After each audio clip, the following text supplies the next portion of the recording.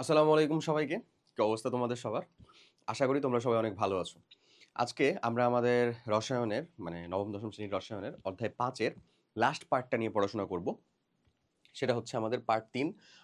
এই পার্ট ৩ এর ভিতরে আমরা আগের পর্যন্ত পার্ট ২ ধরো কমপ্লিট করলাম। এই পার্ট ৩ এর মধ্যে আমরা যেটা কমপ্লিট করব সেই টপিকটা আমি লিখে রাখছি এবং এই পার্ট ৩ এর মধ্যেই ইনশাআল্লাহ তোমাদের মানে যত সকল প্রবলেম বা যা কিছু ছিল এই চ্যাপ্টারে ইনশাআল্লাহ সলভ হয়ে যাবে। ঠিক আছে? এবং তুমি যদি চিন্তা করো তোমার বেসিক বিল্ড আপ করার পরে পার্ট 1 এবং পার্ট 2 কমপ্লিট করার পরে সবথেকে গুরুত্বপূর্ণ পার্ট কিন্তু প্রায়োরিটির দিক থেকে পার্ট ৩ কেই রাখতে পারো। কারণ এখান থেকেই সিকিউ কোয়েশ্চেন অহরহ হয় এবং এই সিকিউ কোয়েশ্চেন হওয়ার সবথেকে ইম্পর্টেন্ট জায়গা হচ্ছে ভাই যে এটা ভালো করে দেখে রাখো। সেটা কি? এই যে বৈশিষ্ট্যওয়ালা জায়গাটা, এই যে বৈশিষ্ট্যওয়ালা জায়গাটা। সো আমরা আসলে এখানে একটু ভালো মতন ফোকাসড হবো। এই জায়গা নিয়ে একটু বেশি পড়াশোনা করব। আয়নিক বন্ধন, সমযোজী বন্ধন, তারপরে তাদের বৈশিষ্ট্য এবং ধাতব বন্ধন এমন। সো যাই হোক, তো তাহলে এখানে আর সবাইকে থ্যাংক ইউ না। থ্যাংক ইউ তো আমরা এর আগের বার দিছিলাম। এখানে আবার সবাইকে আসলে ওয়েলকাম, তাই না? ওয়েলকাম। ওকে। চলো আমরা হচ্ছে তাহলে আমাদের তড়িৎযোজী বন্ধন বা আয়নিক বন্ধন এই কনটেক্সটটা এই কনসেপ্টটা কমপ্লিট করি বা শুরু করি। তারপরে আমরা সমযোজী বন্ধন পড়বো, তাহলে তাদের বৈশিষ্ট্য পড়বো, তারপরে ধাতব বন্ধন পড়বো, তাহলে আমাদের চ্যাপ্টারটা শেষ হয়ে যাবে। এবং এই বৈশিষ্ট্য জায়গাটাই সবথেকে গুরুত্বপূর্ণ। ঠিক আছে? ওকে। চলো শুরু করি। আয়নিক বন্ধন। আয়ন সৃষ্টি হওয়ার মাধ্যমে যে বন্ধনটা তৈরি হয় সেটাই হচ্ছে আয়নিক বন্ধন। আমি যদি তোমাকে কিছু যৌগের কথা বলে দিই, ধরো আমাদের এই যে সোডিয়াম ক্লোরাইড এই একটা যৌগ, যে যৌগটা অবশ্যই তুমি বলবা যে ভাই হ্যাঁ এটা একটা আয়নিক যৌগ। আমি যদি তোমাকে বলি ভাইয়া ম্যাগনেসিয়াম ব্রোমাইড এই যৌগটা কেমন, এটাও তুমি বলবা হচ্ছে যে ভাই একটা আয়নিক যৌগ। আমি যদি তোমাকে বলি ভাই ক্যালসিয়াম অক্সাইড এই যৌগটা কেমন, সেটাও একটা আয়নিক যৌগ। আচ্ছা, সো আয়নিক যৌগের ক্ষেত্রে বেসিক দুইটা অংশ থাকে। কি অংশ? একটা অংশ দেখো ভাইয়া, যেটা ক্যাটায়ন, যেটা আসলে কি ক্যাটায়ন। এই যে এখানে যেমন সোডিয়াম এই অংশটা হচ্ছে ক্যাটায়ন। আর আরেকটা অংশ হচ্ছে ভাইয়া তোমার অ্যানায়ন, ক্লোরিন এটা যেমন অ্যানায়ন। একই রকম ভাবে ম্যাগনেসিয়াম এখানে এটা যেমন ক্যাটায়ন, ব্রোমিন এটা কি আমাদের অ্যানায়ন। একই রকম ভাবে এখানে ক্যাটায়নকে ক্যালসিয়াম আর অ্যানায়নটাকে অক্সিজেন। এই না কথা? এগুলো তো আমরা বুঝি। এখন আমরা এখানে মেইন কথাবার্তা বুঝার আগে বা জানার আগে চলো আয়নিক যৌগটা কিভাবে তৈরি হয়, কেন তৈরি হয় সেই জিনিসগুলো হচ্ছে যে একটু দেখে ফেলি। নিজে, নিজে হচ্ছে যে ভালো করে আগে বুঝি, তারপরে আসবো হচ্ছে এখানে। ঠিক আছে? ওকে।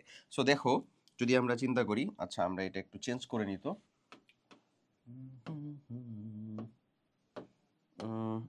চেঞ্জ করছি। আচ্ছা, যেটা বললাম, আয়নিক যৌগ তৈরি হতে অবশ্যই ২ জনকে মাস্ট লাগবে আমাদের। আয়নিক যৌগ আমরা উপরে লিখতেছি। আয়নিক যৌগ তৈরি হইতে অবশ্যই আমাদের ২ জনকে মাস্ট লাগবে। এক কাকে দিব? ক্যাটায়ন। মাস্ট। ক্যাটায়ন ছাড়া কি তৈরি হবে বলো তো? না। ক্যাটায়ন। ক্যাটায়নটা আসলে কে? ধনাত্মক চার্জযুক্ত যে আসলে আয়নটা সেটা। তার ২ সেটা হচ্ছে আমাদের অ্যানায়ন। অ্যানায়ন। সো ক্যাটায়নটা অলওয়েজ আসবে হচ্ছে আমার কোথা থেকে ভাইয়া বলো তো? ধাতু থেকে। ধাতু। ক্যাটায়ন আসবে কোথা থেকে? ধাতু। ধাতুর ইলেকট্রন ত্যাগ। ধাতুর ইলেকট্রন ত্যাগ হলেই সেখান থেকে কি তৈরি হবে? ক্যাটায়ন তৈরি হবে। আমরা জানি যে আমাদের কোন একটা মৌল তার সর্বোচ্চ শক্তি স্তর থেকে এক বা একাধিক ইলেকট্রন বা এক বা একাধিক মোল ইলেকট্রন ত্যাগ করার মাধ্যমে আসলে যদি তা একক ধনাত্মক আধান বা ধনাত্মক আধানে পরিণত হয় সেটাকে আমরা সাধারণত কি বলে থাকি? ক্যাটায়ন বলে থাকি, তাই না? এবং আয়নীকরণ শক্তির পরিমাণটা কম হওয়ার কারণেই সে সর্বস্থ শক্তি স্তর থেকে ইলেকট্রন ত্যাগ করার মাধ্যমে তার নিকটস্থ যে নিষ্ক্রিয় গ্যাস আছে সেই নিষ্ক্রিয় গ্যাসের ইলেকট্রনিক কাঠামোটা অর্জন করে এবং স্থিতিশীলতা অর্জন করে। এগুলো আমরা পড়ে আসছি না? এই যে ক্যাটায়ন আর অ্যানায়নের জাস্ট মানে এই যে জাস্ট আগের পার্টটার মধ্যে পড়ে আসছি। সো এটা হচ্ছে ক্যাটায়ন এরকম। আর অ্যানায়ন যেখান থেকে আসবে সেটা হচ্ছে অধাতু, মানে অধাতু যে মৌলগুলো আছে তারা আসলে ইলেকট্রন ত্যাগ করার মতন অবস্থায় থাকবে না। তাদের উচ্চ ইলেকট্রন আসক্তির জন্য তারা সহজে ত্যাগকৃত যে ইলেকট্রন সেই ইলেকট্রন গ্রহণের মাধ্যমে ইলেকট্রন গ্রহণ, মানে আমরা বলবো যে ক্যাটায়নটা আসে কি ধাতুর ইলেকট্রন ত্যাগের মাধ্যমে। যেমন আমরা যদি উদাহরণ নিয়ে দেখি ভাই, তাহলে উদাহরণে দেখতে পারি হচ্ছে ধরুন এই যে ভাই সোডিয়াম এটা ১ মোল ইলেকট্রন ত্যাগ করতেছে। এই মাইনাসটাকে কিন্তু তুমি ওই পাশে প্লাস দিয়েও লিখতে পারো, এটা তোমার ইচ্ছা। মাইনাসটাকে যদি কেউ চিন্তা করে যে ভাই আমি এটাকে এপাশে এসে প্লাস দিয়ে লিখবো, এটা কোনো বড় বিষয় না। এটাকে এরকম ভাবে সোডিয়াম প্লাসও লিখতে পারে, এটা কোনো ব্যাপার না। ঠিক আছে? এমন। আচ্ছা, আর এই যে ধরে নাও এখানে খুব কমন যে উদাহরণ সেই কমন উদাহরণটাই আমরা দেখতেছি। ক্লোরিন তো মানে আণবিক আকারে থাকে, তাই তার সামনে আমরা একটা হাফ যোগ করে দিছি। ও যদি এই ১ মোল ইলেকট্রনটাকে গ্রহণ করে ফেলে তাহলে এখান থেকে সে কি প্রডিউস করে দিবে? Chloride minus. এই যেমন প্রডিউস করে দিবে। দেখো এটা একটা ক্যাটায়ন হয়েছে, একটা অ্যানায়ন হয়েছে, ঠিক আছে? এই যে ক্যাটায়ন আর অ্যানায়ন যুক্ত হওয়ার মাধ্যমে যে যৌগটা তৈরি হয়, সেই যৌগটাকেই তো আমরা আসলে আমাদের আয়নিক যৌগ বলতেছি। ব্যাপারটা এরকম না? আমরা কিন্তু ধীরে ধীরে যাব এবং প্রত্যেকটা পয়েন্টের ভিতরেই তুমি দেখতে পাবা বেশ কিছু জিনিসপত্র নতুনভাবে তুমি শিখতেছো, ডিটেলস সহ শিখতেছো। সেগুলো সবটাই জরুরি, বিলিভ মি, সবটাই জরুরি। ক্লাসটা যদি 1.5 ঘন্টার হয়, 2 ঘন্টার হয়, 1 ঘন্টার হয়, যতক্ষণেরই হবে না কেন, প্রত্যেকটা জায়গাটা জরুরি। কেন বলি? কারণ ওই যে তোমার মনের ভিতরে আসা হাজারটা কোশ্চেন আয়নিক যৌগ সম্পর্কে, যে ভাই আমি চেহারা দেখে কেমনে বুঝবো এটা আয়নিক যৌগ? ধাতু আর অধাতু মিলে তো আমাদের সমযোজী যৌগ তৈরি করে। হ্যাঁ সত্য, করে। অ্যালুমিনিয়াম ক্লোরাইড সমযোজী যৌগ, কিন্তু আয়নিক যৌগ কিন্তু না, তোমার কাছে মনে হতে পারে। তাহলে ভাই এটা কোন প্যারামিটার দিয়ে বুঝবো? তারপরে আমাদের এই আয়নিক যৌগ দ্রবীভূত হবে কি হবে না, তার বৈশিষ্ট্যগুলা কি কি, কেমনে বুঝবো? তারপরে হচ্ছে কিছু যৌগতে দেখতেছি আপনি 2 লিখতেছেন, কিছু যৌগতে 3, এগুলা কেমনে? সব কোশ্চেনের উত্তর কিন্তু থাকবে, প্রত্যেকটা পার্টের মধ্যেই থাকবে। What you need to do is to concentrate fully. তোমার যেটা কাজ করতে হবে, টোটালটা মনোযোগ দিতে হবে। তুমি মনোযোগটুকু আমাকে দাও, তোমাকে এখান থেকে বুঝিয়ে পাঠানোর দায়িত্ব সম্পূর্ণ আমার, ওটা নিয়ে কোনো প্যারা নেই। ক্লিয়ার? ওকে। সো ধরো এই যে এই দুইটা যে তৈরি হয়েছে, এই দুইটা এখন আমরা যেই উদাহরণটা আসলে মেইনলি কমপ্লিট করি, হ্যাঁ, উদাহরণটা কমপ্লিট করি হচ্ছে ভাই যে এরকম ভাবে। ধরো আমি হচ্ছে যে লিখি, দেখাই, বুঝাইতেছি। উদাহরণটা হচ্ছে যে আয়নিক যৌগ। হুম, আয়নিক যৌগ হচ্ছে যেরকম ভাবে বলে বুঝায়, সেটা হচ্ছে যে অসীম দূর থেকে একক ধনাত্মক আধান বা ক্যাটায়ন, হুম, এবং একক ঋণাত্মক আধান বা হচ্ছে অ্যানায়ন, একক ধনাত্মক আধান বা ক্যাটায়ন এবং একক ঋণাত্মক আধান বা হচ্ছে অ্যানায়ন পরস্পর কাছাকাছি এসে, দেখো, পরস্পর কাছাকাছি এসে যে স্থির বৈদ্যুতিক আকর্ষণ বলের মাধ্যমে একে অপরের সাথে যুক্ত থাকে। অসীম দূরত্ব থেকে এক মোল ক্যাটায়ন এবং এক মোল অ্যানায়ন পরস্পর কাছাকাছি এসে, বুঝো, অসীম দূরত্ব থেকে কাছাকাছি আসতেছে, কাছাকাছি এসে যে স্থির বৈদ্যুতিক আকর্ষণ বল দ্বারা যুক্ত থাকে। তার মানে এখানে আমরা কি বলতে পারি? এক মোল ক্যাটায়ন আয়নিক বন্ধনের ক্ষেত্রে, ক্যাটায়ন এবং এক মোল অ্যানায়ন, মানে ক্যাটায়ন আর অ্যানায়ন কিন্তু আমাদের জন্য মাস্ট। কি? যৌগটা যদি আয়নিক হয়, তাহলে আমরা যেহেতু আয়নিক বা তড়িৎযোজী যৌগেই পড়তেছি, দ্যাটস হয় এক মোল অ্যানায়ন পরস্পর কাছাকাছি এসে, অ্যানায়ন পরস্পর কাছাকাছি এসে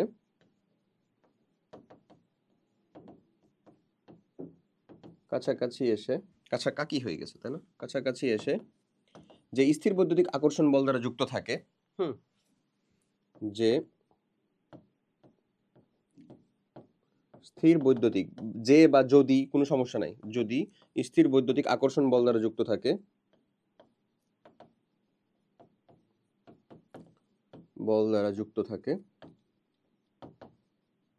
কেমনে বুঝবা সেটা স্থির বৈদ্যুতিক আকর্ষণ বল দ্বারা যুক্ত আছে যেটা বলতেছি, যুক্ত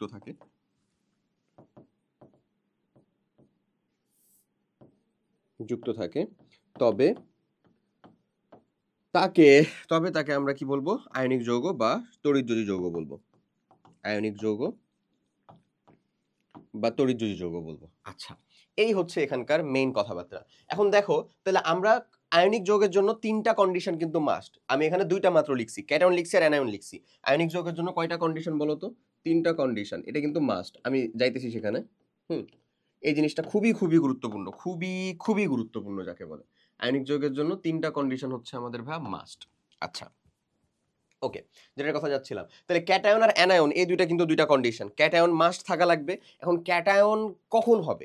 যদি ধাতব যে পরমাণু সেটার আয়নীকরণ শক্তির মান অনেক কম হয়। আয়নীকরণ শক্তি মানে কি? আয়নে পরিণত হতে যে শক্তিটা লাগে, এটা হচ্ছে বাংলা কথা। যদি আমি এটাকে সংজ্ঞায়িত করতে চাই রসায়নের ভাষায়, তাহলে বলবো কোনো একটা মৌল তার সর্ববহিষ্ঠ শক্তি স্তর থেকে একটি করে, মানে গ্যাসীয় অবস্থায় কোনো একটা মৌল তার সর্ববহিষ্ঠ শক্তি স্তর থেকে একটি করে 1 মোল ইলেকট্রন অপসারণের পর যদি একক ধনাত্মক আয়নে পরিণত হয়, তাহলে বলি হচ্ছে আমরা আয়নীকরণ শক্তি, বা পরিণত হতে যে পরিমাণ শক্তি লাগে সেটাকে বলি আমরা আয়নীকরণ শক্তি।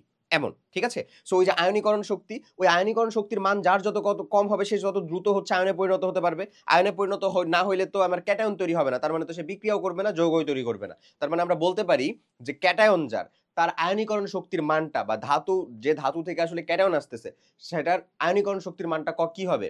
সর্বনিম্ন হবে বা কম হবে। অর্থাৎ এই কন্ডিশনটাকে আমরা বলা যেতে পারে, এই কন্ডিশনটার অপর নাম তুমি বলতে পারো সে ধাতব মৌলের বা পরমাণু যাই বলো না কেন, ধাতব মৌলের নিম্ন আয়নীকরণ শক্তি। যত কম হবে তত ভালো, নিম্ন আয়নীকরণ শক্তি, ধাতব মৌলের নিম্ন আয়নীকরণ শক্তি। ঠিক আছে, এটা একটা। সো আয়নীকরণ শক্তির কনসেপ্ট এরকম। আবার তোমার একটা অ্যানায়নও তো হওয়া লাগে। অ্যানায়ন কি করতেছে? ইলেকট্রনটা গ্রহণ করতেছে না? ইলেকট্রন গ্রহণ করার কনসেপ্টটা কই থেকে আসে? ইলেকট্রন আসক্তি থেকে আসে। সো ইলেকট্রন আসক্তির সংজ্ঞাটা আবার কিরকম? এক্স্যাক্ট ওই যে আমরা আমাদের আয়নীকরণ সংজ্ঞাটা বলতেছি না, আয়নীকরণ শক্তির, তার বিপরীত। সো ওর বিপরীতটা কেমন? যে কোনো একটা মৌল গ্যাসীয় অবস্থায় তার সর্ববহিত শক্তি স্তরে একটি করে 1 মোল পরিমাণ ইলেকট্রন যুক্ত করতে যে পরিমাণ শক্তি নির্গত হবে, আগেরটা ছিল শক্তি প্রয়োজন হবে, যেটা আমাদের আয়নীকরণ শক্তি। আর যেটা আমার ইলেকট্রন আসক্তি, সেখানে কি হয়? শক্তি নির্গত হবে, মানে এখান থেকে শক্তি কিন্তু বের হবে। তাকে আমরা বলতাম ইলেকট্রন আসক্তি। ইলেকট্রন আসক্তি যার যত বেশি হবে সে তত দ্রুত ইলেকট্রনকে অ্যাকসেপ্ট করতে পারবে বা গ্রহণ করতে পারবে। সো সেটাই তো আমার দরকার, কারণ অ্যানায়ন হইতে হলে তো মাস্ট বি আমাদের ইলেকট্রন গ্রহণ করা লাগবে, তাই না? তাহলে আমরা বলবো যে আমাদের যে অধাতব মৌল তার উচ্চ ইলেকট্রন আসক্তি, ওর তো নিম্ন আয়নীকরণ শক্তি কিন্তু এর উচ্চ ইলেকট্রন আসক্তি, তাই আমরা বলবো সেটাকে অধাতব মৌলের উচ্চ ইলেকট্রন আসক্তি, উচ্চ ইলেকট্রন আসক্তি। বুঝতেছো? অধাতব মৌলের উচ্চ ইলেকট্রন আসক্তি। এবার আসো থার্ড নাম্বার, যে আমাদের সব থেকে গুরুত্বপূর্ণ বলতে পারো বা ইম্পর্টেন্ট বা তোমার জন্য বুঝতে কঠিন হয় যে কন্ডিশনটা, সেটা লিখি। এই থার্ড নাম্বার কন্ডিশনটা হচ্ছে ভাই আমাদের গঠিত যৌগের উচ্চ ল্যাটিস শক্তি। গঠিত, দেখো কি বুঝায় গঠিত, এই ল্যাটিস জিনিসটা প্যারা দেয় না সৃজনশীলে? গঠিত যৌগের উচ্চ ল্যাটিস শক্তি, উচ্চ ল্যাটিস শক্তি বলো বা ল্যাটিস এনথালপি বলো, একই কথা। ল্যাটিস শক্তি বা ল্যাটিস এনথালপি যাই বলো, এটা এরকম। এটা হচ্ছে 3 নাম্বারটা। ল্যাটিস শক্তি বা ল্যাটিস এনথালপি জিনিসটা কি? আচ্ছা, তুমি একটা জিনিস মাথায় রাখবা যে আমাদের যে আয়নিক যৌগ আছে তাদের সর্বনিম্ন যে অবস্থাটা, সর্বনিম্ন মানে সর্বক্ষুদ্র যে অবস্থাটা, সোডিয়াম ক্লোরাইড এত বড় একটা চাপ্পা আছে তোমার কাছে, ওটা কি তার সর্বক্ষুদ্র অবস্থা? না, একেবারে 1 মোল সোডিয়াম আর 1 মোল ক্লোরিন মিলে যেটা তৈরি করে সেটাকে বলা হয় স্ফটিক। স্ফটিক কি বলা হয় বলো? স্ফটিক বা কেলাস। স্ফটিক বা কেলাস। ঠিক আছে, মানে আমরা বলতেছি 1 মোল সোডিয়াম আয়ন 1 মোল ক্লোরিন আয়ন মিলে যে আমাদের যদি সোডিয়াম ক্লোরাইডটা তৈরি করতো, তাহলে এর সর্বক্ষুদ্র অবস্থাকে বলি আমরা হচ্ছে একটা স্ফটিক বা একটা কেলাস। তাহলে স্ফটিক, স্ফটিক বা আমরা বলতে পারি স্ফটিকা হয়ে গেছে, স্ফটিক বা আমরা বলতে পারি কিভাবে বলো? কেলাস।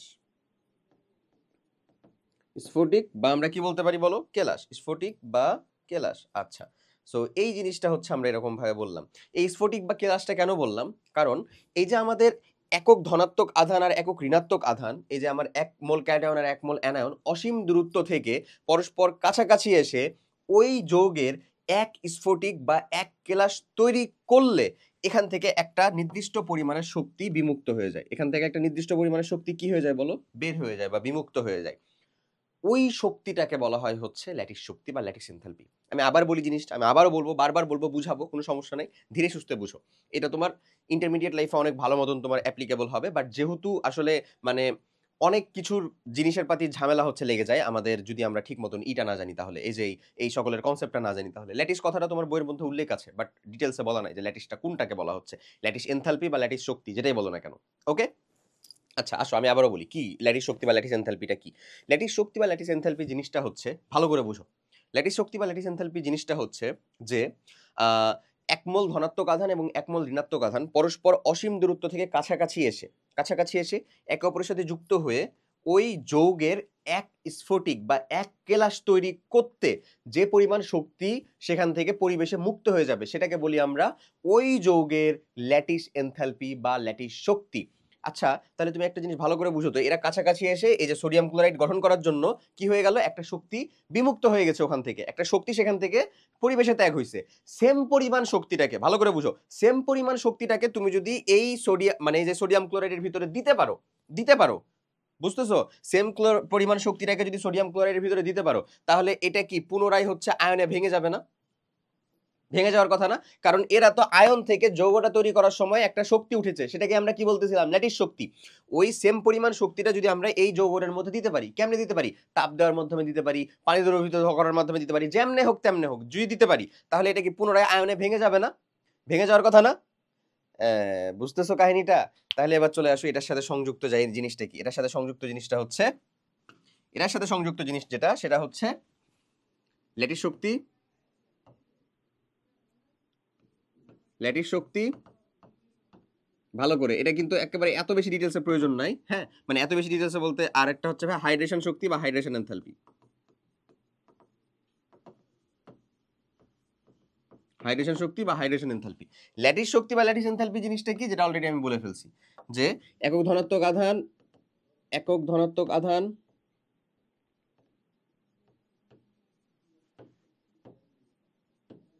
আধান এবং একক ঋণাত্মক আধান, আধান মানে কি ভাই, ক্যাটায়ন আর অ্যানায়ন, তাই তো? অসীম দূর থেকে পরস্পর কাছাকাছি এসে কোনো একটা যৌগের এক স্ফটিক বা এক কেলাস তৈরি করতে যে পরিমাণ শক্তি মুক্ত হয়, ধনাত্মক আধান অসীম দূর থেকে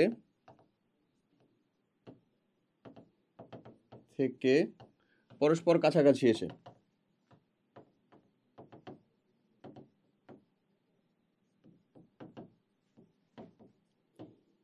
এক স্ফটিক বা এক কেলাস তৈরিতে যে পরিমাণ, এক স্ফটিক বা এক কেলাস তৈরিতে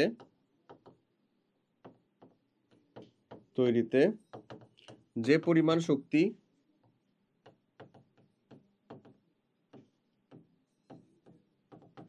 মুক্ত হয়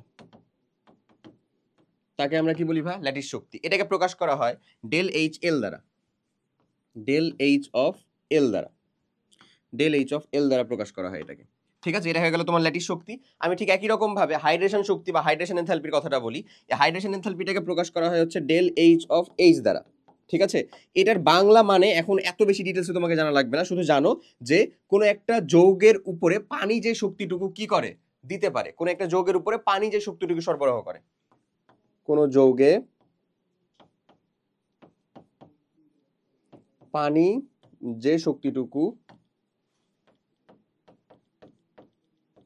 সরবরাহ করে, সরবরাহ, কোন একটা যৌগে পানি যে শক্তিটুকু সরবরাহ করে সেটাই হচ্ছে আমাদের কি, ডেল এইচ অফ এইচ। তাহলে দেখো এইটা তো আসলে সোডিয়াম ক্লোরাইডটা তৈরি করার সময়, সোডিয়াম আর ক্লোরাইড আয়ন থেকে পরস্পর যুক্ত হয়ে যেটা সোডিয়াম ক্লোরাইড তৈরি হলো, সেটা তৈরি হওয়ার সময় ভালো করে বুঝো, তৈরি হওয়ার সময় একটা শক্তি মুক্ত হয়েছিল, সেটা হচ্ছে ডেল এইচ এল। আর এই ডেল এইচ এইচটা হচ্ছে ওই সোডিয়াম ক্লোরাইড বলো বা অন্য যে কোনো আয়নিক যৌগ হোক না কেন, সেটাকে তুমি পানিতে নিয়ে দ্রবীভূত করলে পানি তাকে যে শক্তিটা সরবরাহ করতে পারবে সেটা কি, ডেল এইচ অফ এইচ বা হাইড্রেশন শক্তি বা হাইড্রেশন এনথালপি। ভাইয়া এখন চিন্তা করে নাও যে ডেল এইচ অফ এল কোন একটা যৌগের জন্য ল্যাটিস শক্তির মান তো ফিক্সড, ওই ল্যাটিস শক্তির থেকে পানি যাকে যে শক্তিটা দিচ্ছে সেটার পরিমাণটা যদি বেশি হয়, পানি যেটা দিচ্ছে সেটার পরিমাণটা যদি বেশি হয় বা সমান হয়, তাহলে যৌগটা দ্রবীভূত হয়ে যাবে না? অবশ্যই দ্রবীভূত হয়ে যাবে, মানে কি পুনরায় আয়নে ভেঙে যাবে। কারণ সোডিয়াম থেকে এই যে সোডিয়াম প্লাস আর ক্লোরিন মাইনাস এটা মিলে যে সোডিয়াম ক্লোরাইডটা তৈরি হইলো, সেখানে আমাদের যে শক্তিটা সেটাকে আমরা কি বলতেছি, এটা হচ্ছে আমাদের ডেল এইচ অফ এল তৈরি হইতে। আর এই যে সোডিয়াম, আমরা ক্লোরিন থেকে পুনরায় এটাকে ভেঙে সোডিয়াম প্লাস এবং ক্লোরিন মাইনাস পরিণত করতে পারবো কখন, যদি আমরা ওই ডেল এইচ অফ এলটা পুনরায় একে সরবরাহ করতে পারি। তাহলে সেম পরিমাণ শক্তিটাকে যদি সরবরাহ করি তাহলে এটা পুনরায় আয়নে ভেঙে যাবে না? তাই আমাদের একটা কন্ডিশন ছিল যে গঠিত যৌগের উচ্চ ল্যাটিস শক্তির পরিমাণ যদি উচ্চ হয় তাহলে যৌগটা স্থায়ী হবে। ল্যাটিস শক্তির পরিমাণ ধরো খুব কম, যেটা একটু রোদে রাখলে তাপ শক্তি থেকে, সূর্যের তাপ থেকেই অর্জন করে নেওয়া সম্ভব, ওটুকু যদি অর্জন করে নেওয়া সম্ভব হয় তাহলে ওটা তো আমার টিকেই থাকবে না, মানে ওই যৌগটা তো সূর্যে রাখলেই হচ্ছে দেখা যাবে আয়নে ভেঙে গেছে, তার মানে ওটা তো আয়নিক যৌগ হিসেবে টিকেই থাকবে না।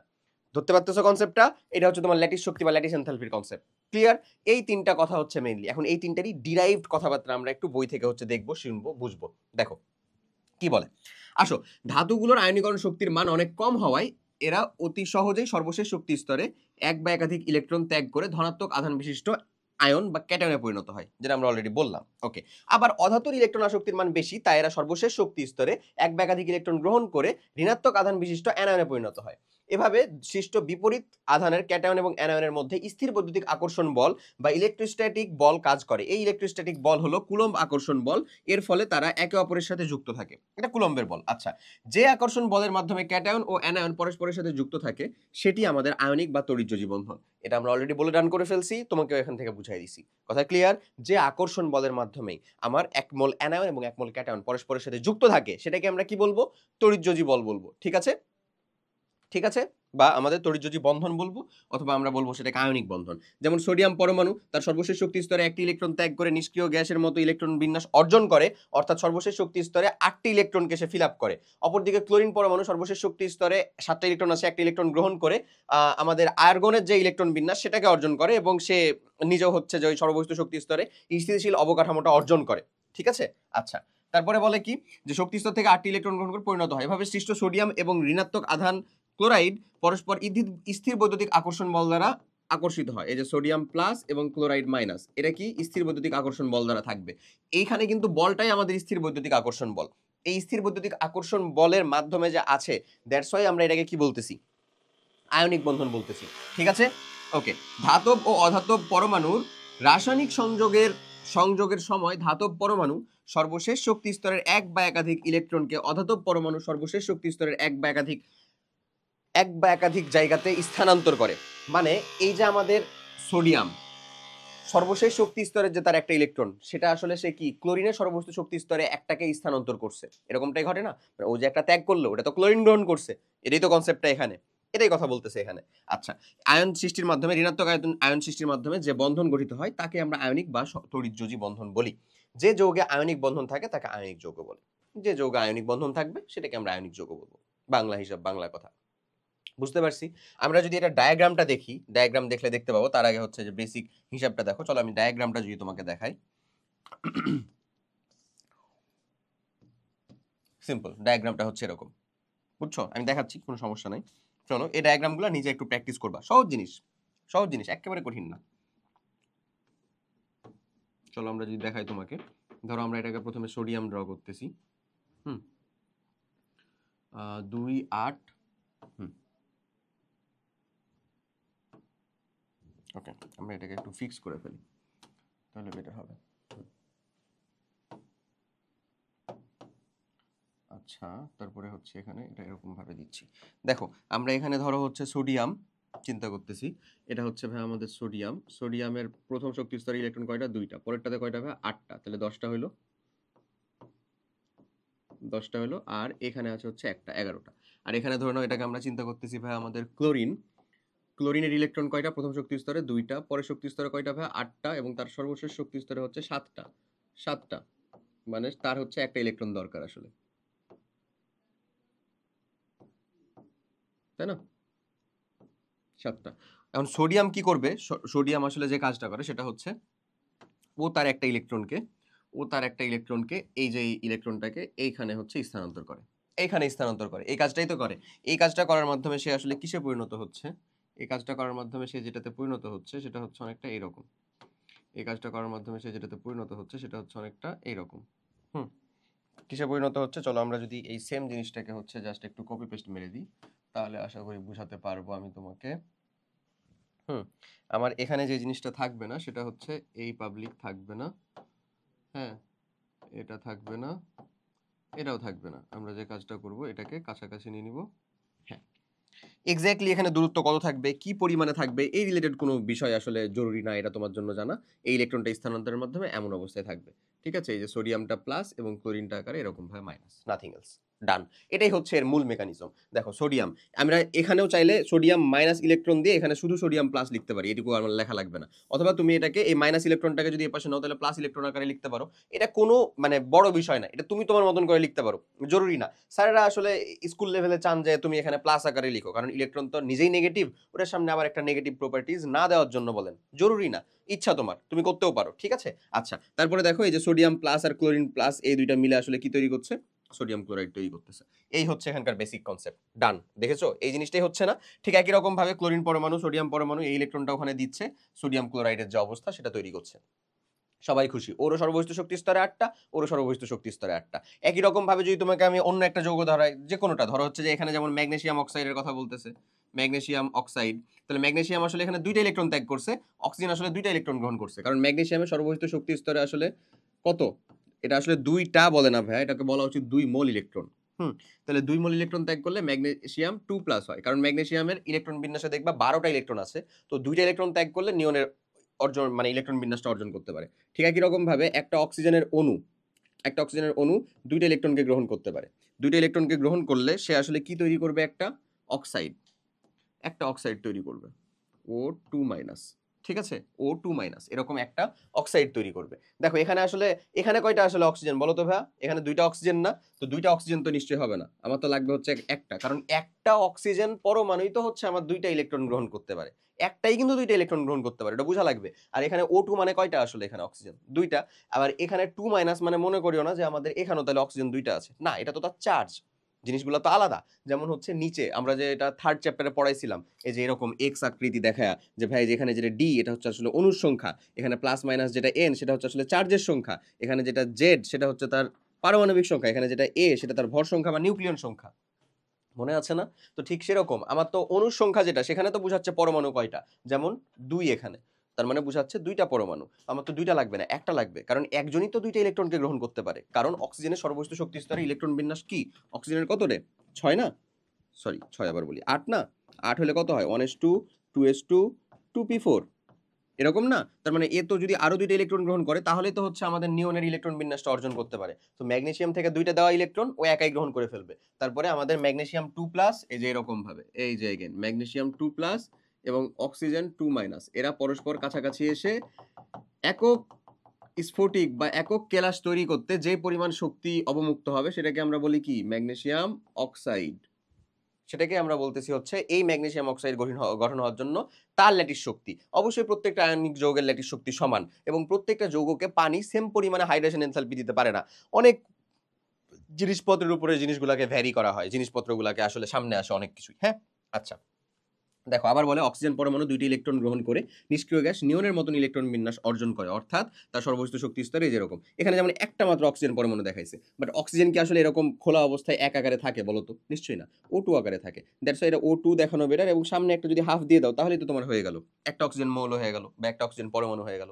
Modern problem require modern solution, done, তাই না? ওকে, দিয়ে এটার কনফিগারেশনটা দেখানো হয়েছে। সর্বোচ্চ শক্তি স্তর থেকে দুইটা ইলেকট্রন দিয়ে দিল কে, ম্যাগনেসিয়াম, এই যে দেখো দুইটা দিয়ে দিল, এবং অক্সিজেন তার সর্বোচ্চ শক্তি স্তরে দুইটা গ্রহণ করার জায়গা আছে, সে গ্রহণ করে নিল, এই যে গ্রহণ করে নিয়ে সুখে শান্তিতে ম্যাগনেসিয়াম অক্সাইড তৈরি করে রাখলো। ক্লিয়ার জিনিসগুলা? এগুলা কিন্তু নিজে হচ্ছে যে সিম্পলি প্র্যাকটিস করবা তাহলেই হবে। ঠিক আছে, এরকম ভাবে যদি আমি তোমাকে ক্যালসিয়াম অক্সাইডের কথা বলি, এখানে আরেকটা উদাহরণ যেমন দেওয়া আছে, এখানে যেমন সোডিয়াম হাইড্রাইড দেওয়া, সোডিয়াম হাইড্রাইড দেওয়া, তাহলে এখানে বুঝাচ্ছে কি, অবভিয়াসলি সোডিয়াম আমার ধাতব বেশি ধাতব হওয়ার জন্য সে নিশ্চয়ই ইলেকট্রন ত্যাগ করবে, আর হাইড্রোজেন ইলেকট্রন গ্রহণ করবে। হাইড্রোজেন তো ইলেকট্রন গ্রহণও করতে পারে না, তার তো সর্বোচ্চ শক্তি স্তরে একটা ইলেকট্রন, সে একটা ইলেকট্রন ত্যাগ করলেও যেমন মানে আমাদের যৌগ গঠন করতে পারে, একটা ইলেকট্রন গ্রহণ করলেও তো আমাদের কার যৌগটা অর্জন করতে পারে, ওই যে ওই আমাদের যে হিলিয়াম তার ইলেকট্রনিক কনফিগারেশনটা অর্জন করতে পারে। হাইড্রোজেনকে কিন্তু বলা হয় হচ্ছে ভাই দুষ্ট মৌল, হাইড্রোজেনের কিন্তু একটা নাম আছে, সেটা কি, দুষ্ট মৌল, কারণ এ আমার ইলেকট্রন ত্যাগও করতে পারে, ইলেকট্রন গ্রহণও করতে পারে, জায়গা অনুযায়ী হচ্ছে কাজ করতে পারে, বুঝছো? ইলেকট্রন ত্যাগ করা মানে কি, ধাতুর বৈশিষ্ট্য না? ইলেকট্রন ত্যাগ ও ইলেকট্রন গ্রহণ করা মানে কি, অধাতুর বৈশিষ্ট্য না? ইলেকট্রন গ্রহণ, এবং ও কিন্তু নিষ্ক্রিয় গ্যাসের সাথে পার্থক্য মাত্র একটা ইলেকট্রন, পার্থক্য কত, একটা ইলেকট্রন, যেটা পার্থক্য কার থাকে আসলে, হ্যালোজেন গুলার থাকে, তাই এটাকে দুষ্ট মৌল বলা হয়, বুঝছো? আচ্ছা, ইলেকট্রন গ্রহণ উভয়ই করতে পারে, উভয়ই করতে পারে, বুঝা গেছে না? ইলেকট্রন ত্যাগ এবং ইলেকট্রন গ্রহণ উভয়ই করতে পারে, ইলেকট্রন শেয়ারও করতে পারে, ইলেকট্রন শেয়ারও তো নিশ্চয়ই করতে পারে, বুঝছো? ওকে, সো সোডিয়াম একটা ইলেকট্রন ত্যাগ করবে, এরকম অবস্থায় থাকবে, হাইড্রোজেনই ওই ইলেকট্রনটাকে গ্রহণ করবে। হাইড্রোজেন তো আসলে এমনি থাকে না, হাইড্রোজেন কি H2 আকারে থাকে, তো আমরা এটার সামনে একটা হাফ দিয়ে দিব আর H2 আকারে লিখবো, এটা হচ্ছে বেটার। এবং তুমি সব থেকে বেটার হচ্ছে এগুলার অবস্থা, ভৌত অবস্থাও যদি উল্লেখ করতে পারো, এগুলা কি গ্যাসীয় অবস্থায় না, সবসময় হচ্ছে ভাই গ্যাসীয় অবস্থায়, সবসময় হচ্ছে কি গ্যাসীয় অবস্থায়। ইলেকট্রনের গ্যাসীয় অবস্থাটা বিশ্ব অবস্থাতে উল্লেখ করতে হবে না, মোলেরটা উল্লেখ করলেই হয়েছে। ওকে, সো ডান, একই কথা যা আমরা বলছি ওই জিনিসই সেম রিপিট করছে। এখানে দেখো ক্যালসিয়াম অক্সাইডের কথা বলতেছে, এটা কি আমরা পারবো না? ক্যালসিয়ামের সর্বোচ্চ শক্তি স্তরে কয়টা ইলেকট্রন থাকে, দুইটা ইলেকট্রন থাকে, ওটাও ত্যাগ করলেই মানে ওর তো 20 ইলেকট্রন বিন্যাস, ওটাও ত্যাগ করলে আসলে কার ইলেকট্রন বিন্যাসটা অর্জন করতে পারবে, আর্গনের ইলেকট্রন বিন্যাস অর্জন করে ফেলতে পারবে। ডান, এটাই চাচ্ছে আসলে, ঠিক আছে। তারপরে এই যদি দুইটা ইলেকট্রনকে ত্যাগ করার পরে আমাদের ক্যালসিয়াম 2+ পরিণত হলো, আর ওই অক্সিজেনটা যদি আমাদের ওই দুইটা ইলেকট্রনকে গ্রহণ করে নেয়, সেটা আমাদের কি O2- ইলেকট্রন চলে আসবে। ওকে ওকে, সরি একটু ব্ল্যাক আউট হয়ে গেছিল আর কি। আচ্ছা, তো আশা করি বুঝতে পারছো। ধরো এখানে ক্যালসিয়াম দেওয়া, ক্যালসিয়াম তার সর্বোচ্চ শক্তি স্তর থেকে দুইটা ইলেকট্রন ত্যাগ করলে কোথায় যেতে পারবে, আমাদের যে তার যে অবস্থা অর্থাৎ আর্গনের যে ইলেকট্রন বিন্যাস সেখানে যেতে পারবে, তাই না? আবার ঠিক একই রকম ভাবে কোনো একটা অক্সিজেনের কথা বলো বা হচ্ছে এরকম দ্বিজ যে মৌলগুলো আছে যারা দুইটা ইলেকট্রন দরকার যাদের, যেমন অক্সিজেন, সালফার, গ্রুপ 16তে যাদের অবস্থান আর কি। আবার গ্রুপ 17তে অবস্থান হলে তার 2 মোল লাগবে, তার 2 মোল লাগবে। যেমন ক্যালসিয়াম যদি ক্লোরিনের সাথে বিক্রিয়া করা হয়, ক্যালসিয়াম যদি ক্লোরিনের সাথে বিক্রিয়া করে তাহলে দুইটা ক্লোরাইড আয়ন লাগবে না ভাইয়া? ক্লোরাইড আয়ন কয়টা লাগবে বলো তো? দুইটা লাগবে। ক্যালসিয়াম 2 প্লাসের সাথে দুইটা ক্লোরাইড আয়ন লাগবে, কারণ একটা ক্লোরিন আয়ন তো একটা ইলেকট্রন গ্রহণ করে, দুইটা ক্লোরিন লাগবে অবশ্যই। সো তখন আসলে ফর্মেশনটা কেমন থাকবে? ক্যালসিয়াম ক্লোরাইড থাকবে, এমন থাকবে। সেই জিনিসগুলো তোমাকে বুঝতে হবে। ওই ক্লোরিন তখন কোন দিকে যুক্ত হবে, মানে একটা ইলেকট্রন একটা ক্লোরিনকে দিছে আর একটা ইলেকট্রন আর একটা ক্লোরিনকে দিছে, এই হচ্ছে তার কনসেপ্ট এমন। সো এখানে তোমাকে ক্যালসিয়ামের সাথে অক্সিজেনের ফর্মেশনটাই দেখাইছে। ধরে নাও অক্সিজেন তার দুইটা ইলেকট্রনকে গ্রহণ করতেছে এরকম, দিয়ে তৈরি করছে হচ্ছে এটা, এই একই কথা বলে রাখছে। এখন এখানে একটা জিনিস বলা আছে, সেই জিনিসটা হচ্ছে এমন, মানে সাধারণত একটা কথা তুমি আসলে বুঝবা কেমনে যে এটা আমার আয়নিক যৌগই হবে নাকি হচ্ছে আমাদের সমযোজী যৌগ হবে নাকি কোনটা হবে, কেমনে বুঝবা? বুঝার সিম্পলেস্ট উপায় হচ্ছে যে এক্স্যাক্ট কখনোই 100 তুমি বলে দিতে পারবা না, তবে সাধারণত একটা নিয়ম আছে। সাধারণত সাধারণত গ্রুপ গ্রুপ গ্রুপ দিয়ে মনে রাখো ভাইয়া, গ্রুপ 1, 2 ও 3 এবং 3 এর মৌল কি করবে বলো তো? ইলেকট্রন ত্যাগ করবে, ত্যাগ বা ধাতু এরকম আকারে থাকে, ঠিক আছে? ঠিক একই রকম ভাবে গ্রুপ 16 এবং 17, বিশেষ করে গ্রুপ 16 এবং 17, গ্রুপ 15কে টানা হয় না ভাইয়া, 3টা ইলেকট্রন গ্রহণ খুব কমই হয়। গ্রুপ 16 এবং 17 এর মৌল কি করে? ওরা ইলেকট্রন গ্রহণ করে, গ্রহণ হয়ে গেছে, ইলেকট্রন গ্রহণ করে, বা তারা কি থাকে আসলে, বা অধাতব মৌল থাকে। সো ওরা আসলে ইলেকট্রনটাকে গ্রহণ করার টেন্ডেন্সিতে থাকবে সবসময়। এটা সাধারণত দিয়ে তোমাকে আসলে কি তৈরি করে দিবে বলো তো? দিয়ে তোমাকে আসলে তৈরি করে দিবে হচ্ছে একটা আয়নিক যৌগ, এমন এই জিনিসটা এখানে বলা হচ্ছে। গ্রুপ 16 এবং 17 মৌল অধাতব মৌল, আর পর্যায় সারণীর 1, 2 নম্বর গ্রুপের এবং 3 নম্বর গ্রুপও হচ্ছে অনেক সময় কি থাকে আসলে, ক্যাটায়ন তৈরি করে বা হচ্ছে ধাতব মৌল, ওরা ইলেকট্রনটাকে ত্যাগ করবে বা বর্জন করবে এমন। ওকে, প্রত্যেকটি নিয়মেরই কিছু না ব্যতিক্রম থাকে। তাই 13 নম্বর গ্রুপের অ্যালুমিনিয়াম 1 ও 2 নম্বর গ্রুপের মৌল না হওয়া সত্ত্বেও আয়নিক বন্ধন তৈরি করে। অ্যালুমিনিয়াম আয়নিক বন্ধন তৈরি করে, বাট সবসময় তৈরি করে এমন না।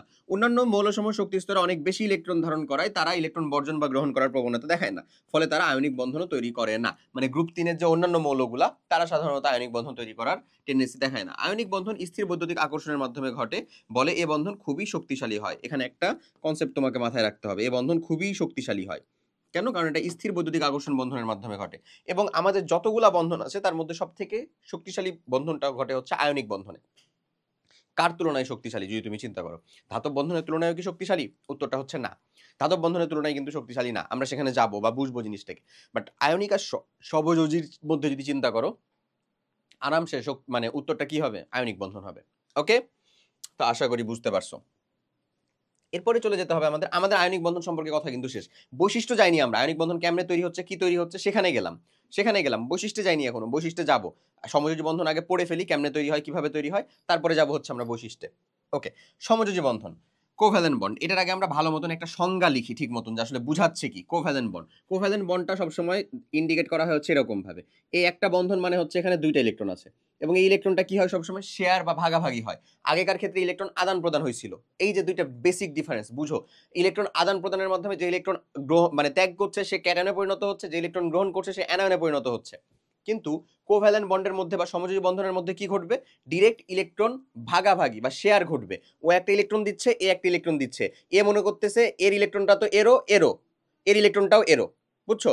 এ মনে করতেছে এর ইলেকট্রনটা তো ওরই, শেয়ার তো করতেছে, তখন এর ইলেকট্রন যেটা আছে সেটাও তার, ঠিক আছে? ঠিক একই রকম ভাবে এ মনে করতেছে ওর নিজের ইলেকট্রনটা তো তার আছে অবশ্যই, এর যে ইলেকট্রন সেটা হচ্ছে তার, দিয়ে মানে দুইজনই মনে করতেছে তার কাছে দুইটা করে ইলেকট্রন আছে, ও একটা দিয়েছে এবং ও একটা দিয়েছে, দুইজনই মনে করতেছে দুইটা করে ইলেকট্রন আছে। এই যে ইলেকট্রন শেয়ার বা ভাগাভাগির মাধ্যমে যে বন্ধন গঠন, সেটাকে আমরা বলি কি?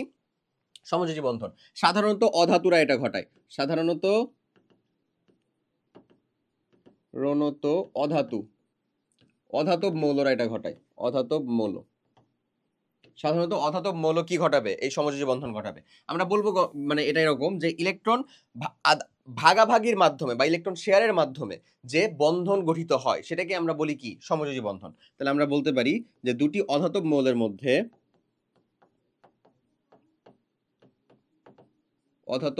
মধ্যে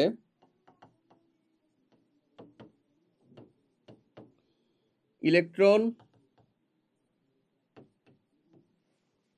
ভাগাভাগি বা শেয়ার এর মাধ্যমে, ইলেকট্রন ভাগাভাগি বা শেয়ারের মাধ্যমে যে বন্ধন গঠিত হয়,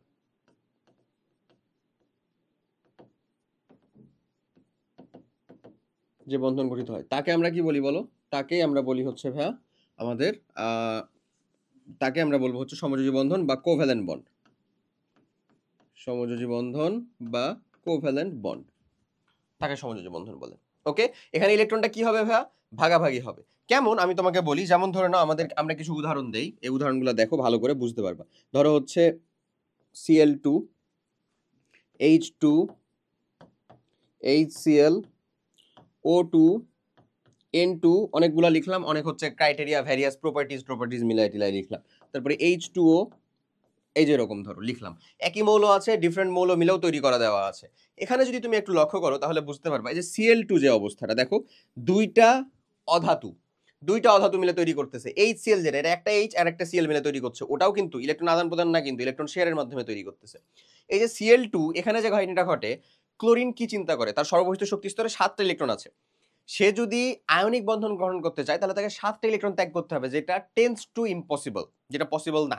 এত শক্তি সাধারণভাবে অর্জন করা যায় না। হ্যাঁ, কিছু বিশেষ অবস্থা আছে, যেমন পারক্লোরিক অ্যাসিডের ভিতরে ক্লোরিন 7+ পর্যন্ত হয়ে থাকে, সেগুলো সম্পূর্ণ আলাদা অবস্থা, সেগুলো আলাদা কথা, আলাদা কনসেপ্ট। আমরা হচ্ছে এক্সেপশনে যাব না, আমরা মানে সাধারণত যেটা ঘটে সেটার ভিতরে আগে শিখি বা বুঝি। আচ্ছা, সো ক্লোরিন দেখে তার সর্ববহিষ্ঠ শক্তি স্তরে আর একটা ইলেকট্রন হইলেই সে আসলে স্থিতিশীল অবস্থা অর্জন করতে পারবে। সো এটা আসলে সে তারই মতন আরেকটা ক্লোরিন পরমাণু থেকেও নিতে পারে, আবার হাইড্রোজেনের মতন একটা অভাগা পরমাণু থেকেও নিতে পারে। পারে না? পারে তো, আশা করি। ধরো হাইড্রোজেন মনে করে নাও ভাই, আমাদের এইটা হাইড্রোজেন। এই হাইড্রোজেন তার সর্ববহিষ্ঠ শক্তি স্তরে ইলেকট্রন দেখতেছে হচ্ছে এই যে এটা একটা, ঠিক আছে? বা আমরা ধরো এটাকে হচ্ছে যে ক্রস দিলাম, ক্রস, হাইড্রোজেনের তো একটাই, এই যে হাইড্রোজেন।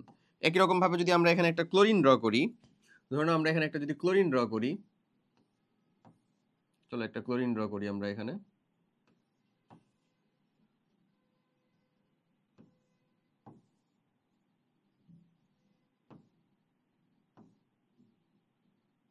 এটা আমরা আসলে ইচ্ছা মতন বড় নিলাম, আমরা হচ্ছে ঠিক মতন ড্র করতে চাচ্ছি সেজন্য। হ্যাঁ, এটা কোনো বড় বিষয় না, এটা কম বেশি বড়টা নেওয়াটা এটা মানে তুমি তোমার মতন করে নিতে পারো, এটা জরুরি না। আচ্ছা, ক্লোরিনের যে ইলেকট্রনটা, এটা ধরে নাও ক্লোরিন ইলেকট্রনগুলোকে আমরা ডট দিয়ে দেখাচ্ছি, এবং হাইড্রোজেনের ইলেকট্রনটাকে আসলে কি দিয়ে দেখাইছি বলো? ক্রস দিয়ে দেখাইছি। দুইটাকে আলাদা রকম ভাবে দেখালে সুবিধা।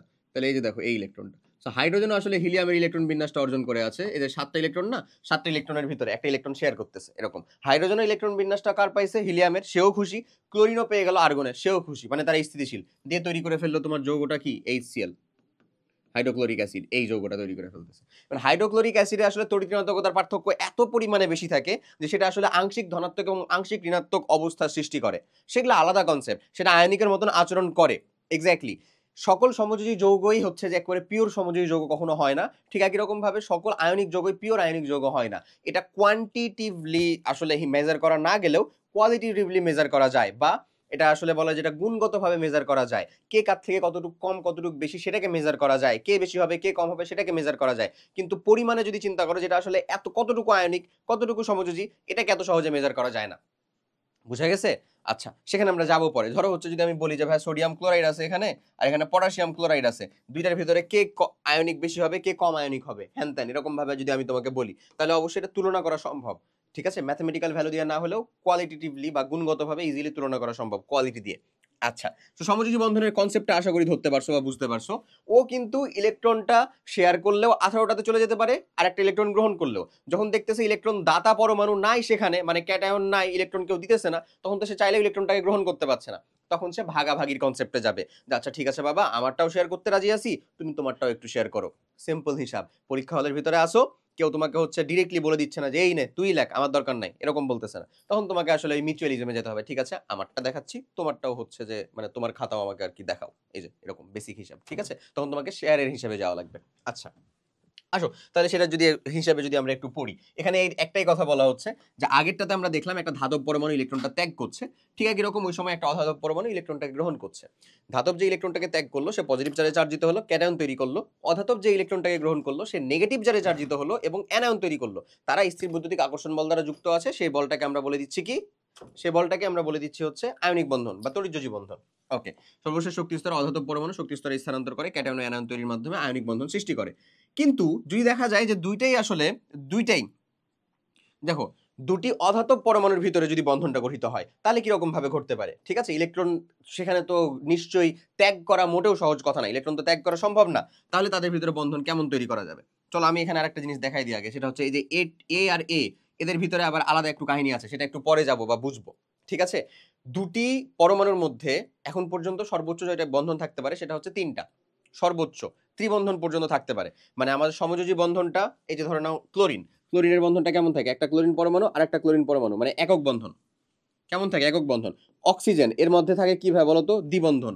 দ্বিবন্ধন থাকে। কেন থাকে, কেমনে থাকে সেখানে পরে যাব, কেন থাকে কেমনে থাকে সেখানে যাব, আমি পরে যাব। ঠিক আছে, নাইট্রোজেন এর ভিতরে কয়টা বন্ধন থাকে জানো? তিনটা বন্ধন থাকে। এবং এখন পর্যন্ত কোনো দুটি মৌলের মধ্যে বন্ধন সর্বোচ্চ থাকতে পারে হচ্ছে তিনটা, সমযোজী বন্ধন। সমযোজী বন্ধনটাকে এরকম ভাবে বলা হয় একক বন্ধন, দ্বিবন্ধন, ত্রিবন্ধন। দ্বিবন্ধনের একটা উদাহরণ কি? অক্সিজেন। ত্রিবন্ধনের একটা উদাহরণ কি? নাইট্রোজেন। জেনে রাখো, কাজে দিবে। কেমনে হয় সেটা পরে যাচ্ছি। ওকে, সো যদি আমরা যাই তাহলে একটু দেখতে পাবো যে দেখো, বাস্তবে দুটি অধাতব পরমাণু বন্ধন গঠন করে, কিন্তু দুটি ক্লোরিন বা দুটি অধাতু যখন কাছাকাছি রাখা হয় তখন তাদের মধ্যে কোনো রাসায়নিক বন্ধন গঠিত ক্লোরিন পরমাণু তৈরি হয়। প্রশ্ন হলো যে কিভাবে এটা তৈরি হচ্ছে, ক্লোরিনের অণুটা কেমনে তৈরি হচ্ছে? কারণটা কি? কারণ ক্লোরিন তো আমার ইলেকট্রন ত্যাগ করতে পারবে না, at least 1s2 2s2 2p6 3s2 3p5 3p5 এরকম না অবস্থাটা? তার সর্ববস্তু শক্তি স্তরে আসলে আর একটা ইলেকট্রন দরকার, 7টা ইলেকট্রন তো নিশ্চয়ই ত্যাগ করা সম্ভব না। তখন ও যে কাজটা করে, একটা ক্লোরিন পরমাণু আর একটা ক্লোরিন পরমাণু একে অপরের সাথে ওই সিঙ্গেল যে ইলেকট্রন দুইটা সেটাকে শেয়ার করে এবং দুইজনেরই অষ্টক পূর্ণ হয়ে যায়। দেখো কি বলতেছে, ইলেকট্রন আছে এই যে 7টা ইলেকট্রন বিন্যাস, সেটা আমি দেখাইছি তোমাদেরকে। ওরা যে কাজটা করে, সর্বশেষ শক্তি স্তরে 7টি ইলেকট্রন থাকায় ক্লোরিন পরমাণু সর্বশেষ শক্তি স্তরে ইলেকট্রন প্রদান করতে চাইবে না, বরঞ্চ গ্রহণের প্রবণতা দেখাবে। কিন্তু কোনো দাতা পরমাণু তো নাই যে কেউ ত্যাগ করতেছে, দাতা পরমাণু না থাকায় প্রক্রিয়ায় ঘটবে না। তাই দুটি ক্লোরিন পরমাণু কাছাকাছি এলে প্রত্যেকটি পরমাণু সর্বশেষ শক্তি স্তর থেকে একটি করে ইলেকট্রন এসে জোড় বন্ধন হয় এবং ওই ইলেকট্রন জোড় উভয় পরমাণুর নিউক্লিয়াসের মাঝামাঝি অবস্থান করে। মানে দুইটা ক্লোরিন পরমাণু মাঝামাঝিতে ইলেকট্রন বিন্যাস, মানে ইলেকট্রনটা অবস্থান করতেছে দুইটার। একে ইলেকট্রনের ভাগাভাগি বা ইলেকট্রন শেয়ারিং বলে। এর ফলে উভয় পরমাণু সর্বশেষ শক্তি স্তরে 8টি করে ইলেকট্রন লাভ করে, অর্থাৎ নিষ্ক্রিয় গ্যাসের ইলেকট্রন বিন্যাস অর্জন করতে পারে। ফলস্বরূপ দুটি ক্লোরিন পরমাণুর নিউক্লিয়াসগুলো একে অপরের কাছাকাছি থেকে দূরে সরে যেতে পারে না এবং এরা এক ধরনের বন্ধনে আবদ্ধ হয়। এই যে ইলেকট্রন শেয়ার বা ইলেকট্রন ভাগাভাগির মাধ্যমে যে বন্ধনটা গঠিত হলো সেটাকে আমরা সমযোজী বন্ধন বলি, বা আমরা বলতে পারি কোভ্যালেন্ট বন্ড, এটারই ইংরেজি ফর্ম সমযোজী বন্ধন বলি, বা সেটাকে আমরা বলতে পারি কিভাবে? Covalent bond. ওকে, আচ্ছা, এক বা একাধিক ইলেকট্রনকে সরবরাহ করে এক জোড়া ইলেকট্রন তৈরি করে। এরপর এই এক জোড়া ইলেকট্রন উভয় পরমাণু শেয়ারের মাধ্যমে যে বন্ধন গঠিত হয় তাকেই সমযোজী বন্ধন বলে। সমযোজী বন্ধন কাকে বলে? আমরা শুরুতে যে সংজ্ঞা দিছি সেটাই ডান, আর এক্সট্রা ভাবে তোমাকে বই থেকে আলাদা রকম করে লাগবে না। যে যৌগে সমযোজী বন্ধন থাকে তাকে আমরা কি বলবো? সমযোজী যৌগ বলবো। প্রত্যেকটি সমযোজী বন্ধনে কয়টা ইলেকট্রন থাকে? এই যে এখানে একটা সমযোজী যৌগ বলতেছি, এই যে একটা ড্যাশ দিয়ে, কয়টা ইলেকট্রন আছে? অবশ্যই দুইটা, মিনিমাম, মানে দুইটা ইলেকট্রন আছেই। ওকে, দুইটি ইলেকট্রন থাকে। সো একটার ইলেকট্রনকে আমরা আসলে দেখাবো হচ্ছে ভাইয়া সবসময় আকারে ডট দিয়ে, এবং অপর যে মৌলটা সেটাকে দেখাবো ক্রস দিয়ে। তাহলে তোমার বেটার হবে, মানে সুবিধা হবে তোমার হচ্ছে যে মানে বুঝাইতে, ঠিক আছে? যেন তুমি কার ইলেকট্রন কে শেয়ার করতেছে সেটাকে বুঝাতে সুবিধা হবে। যেমন ধরো আমরা কিছু উদাহরণ দেখব, যেমন এখানে যেমন দেওয়া আছে hydrogen H2, oxygen O2, nitrogen N2, sulphur S8, এই যে বোঝা লাগবে। সালফার তার আণবিক অবস্থায় কেমন থাকে? S8 আকারে। ফসফরাস তার আণবিক অবস্থায় কেমন থাকে? P4 আকারে।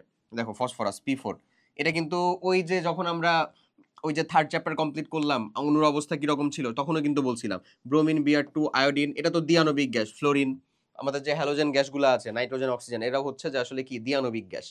সালফার S8 আকারে থাকে, ফসফরাস P4 আকারে থাকে, এটা তাদের আণবিক অবস্থা। এটা জানা লাগবে তোমার, এটা জানতে হবে তোমাকে।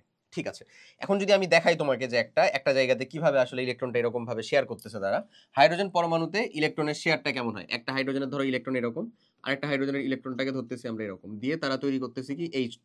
এটা কিন্তু কিন্তু রাসায়নিক বিক্রিয়া না, অবশ্যই অবশ্যই এটা কোনো কিন্তু রাসায়নিক বিক্রিয়া না, তুমি যেটাকে রাসায়নিক বিক্রিয়া চিন্তা করতেছো এমন কিন্তু না।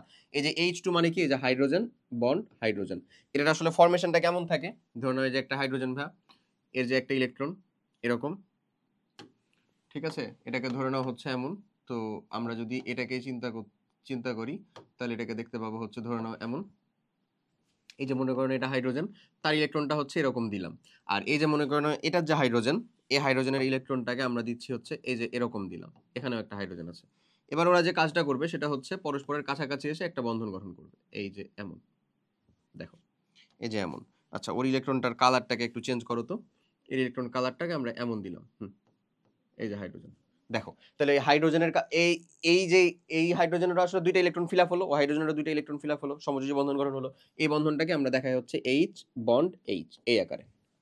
ক্লিয়ার? Hydrogen bond hydrogen. দেখো এখানে হচ্ছে যে এটার অবস্থা দেখাইছে, বেসিক একেবারে পারবো, খুবই সহজ আশা করি। ওকে, ঠিক একই রকম ভাবে অক্সিজেনের কনসেপ্টটাকে যদি আমরা একটু দেখি, অক্সিজেন O2 সমযোজী বন্ধন, অক্সিজেনটা দেখো তো আসলে কত, 8 না, ওর তো দুইটা ইলেকট্রন দরকার, 1s2 2s2 2p কত 4, এখানে কয়টা ইলেকট্রন দরকার, আরো দুইটা ইলেকট্রন দরকার না, দুইটা ইলেকট্রন দরকার। এবং এই দুইটা ইলেকট্রন আবার আরেকটা অন্য একটা অক্সিজেন পরমাণুর কনসেপ্ট যদি চিন্তা করো, ওর কাছে কিন্তু এক্সট্রা দুইটা ইলেকট্রন আছে। কেমনে? আমি দেখাচ্ছি। এই যে দেখে নাও, এই যে এটাকে যদি আমরা আরেকটা দিয়ে দিই, আরেকটা অক্সিজেন পরমাণু ধরে নিলাম, এই যে এরকম, ঠিক আছে। এখন ধরো একটা অক্সিজেনের ফিগার তুমি ড্র করো, কয়টা শক্তি স্তর লাগবে তোমার? দুইটা। ধরো এই যে এরকম ভাবে আমি ড্র করলাম অক্সিজেন, লেখো এই যে অক্সিজেন সর্বোচ্চ শক্তি স্তরে কয়টা আছে? দুইটা আছে। আর তার সর্বোচ্চ শক্তি স্তরে কয়টা থাকে? এই যে 1 জোড়া, 2 জোড়া, 3 জোড়া, 6টাই তো থাকে, 6টা না? দেখো সর্বোচ্চ শক্তি স্তরে কয়টা আছে? 6টা, 3 জোড়া। এখন আরেকটা অক্সিজেন এর লাগবে আর কয়টা? আর দুইটা লাগবে না? ঠিক একই রকম ভাবে আরেকটা অক্সিজেন পরমাণুর কনসেপ্ট তুমি চিন্তা করলে, আরেকটা অক্সিজেন পরমাণুকে নিয়ে নাও, আরেকটা অক্সিজেন পরমাণুকে নিলাম, হ্যাঁ, দে এটাকে একটু, ওকে ওয়েট, এটাকে একটু আমরা হচ্ছে যে ঘুরিয়ে দিতে চাচ্ছি। এটাকে যদি আমরা একটু ঘুরিয়ে দিই, দেখো এই যে এরকম ভাবে দিয়ে দিতে চাচ্ছি, এবং এটার কালারটা আমরা চেঞ্জ করে দিই, কালারটা হচ্ছে আমরা চেঞ্জ করে দিই এটাতে হলুদে, তারপরে হচ্ছে এটার এখানে সাদা করে দিই এগুলাকে, এদের ইলেকট্রনগুলোকে, এই যে এদের ইলেকট্রনগুলোকে আমরা ক্রস দিয়ে দিলাম, ক্রস ক্রস ক্রস ক্রস। দেখো দুইটা ইলেকট্রন দরকার ছিল না, ওই দুইটা ইলেকট্রন যদি আরেকটা অক্সিজেন পরমাণু এসে দিয়ে দেয়, দুইটা ইলেকট্রন কিন্তু দুইটা করে শেয়ার করতেছে কিন্তু, দেখো এই যে দেখো এও কিন্তু দুইটা শেয়ার করছে, এই অক্সিজেন পরমাণুটাও দুইটা শেয়ার করছে, এও কিন্তু দুইটা শেয়ার করতেছে। তার মানে এটা কেমন হয়ে আছে? দুইটা করে শেয়ার করলে আসলে এখানে শেয়ার হচ্ছে কয়টা? 4টা। 4টা শেয়ার মানে অবশ্যই কয়টা অক্সিজেন, মানে ডাবল বন্ড, নিশ্চয়ই দুইটা। এই যে এরকম ফরমেশনটা ঘটতেছে, ঠিক আছে। দ্যাটস ওয়াই অক্সিজেনের কনসেপ্টটা এরকম ভাবে ঘটে। দেখো অষ্টক অপেক্ষা দুইটা ইলেকট্রন আসলে কম আছে, এরূপ দুটি অক্সিজেন পরমাণু কাছাকাছি এলে তাদের উভয় পরমাণু নিষ্ক্রিয় গ্যাসের মূলত মানে বিন্যাস অর্জন করার জন্য 8টি ইলেকট্রন গঠন করে দুইটা ইলেকট্রন শেয়ারের মাধ্যমে। যে কনসেপ্টটা কেমন থাকে, এই যে এরকম দেখো, এই দুইটা ইলেকট্রন একে দেয়, আবার এখানে যে দুইটা ইলেকট্রন আছে ও আসলে একে দেয়, এই কনসেপ্টটা ঘটে। ওকে, দিয়ে হচ্ছে যে অক্সিজেনের অণুটা গঠিত হয়।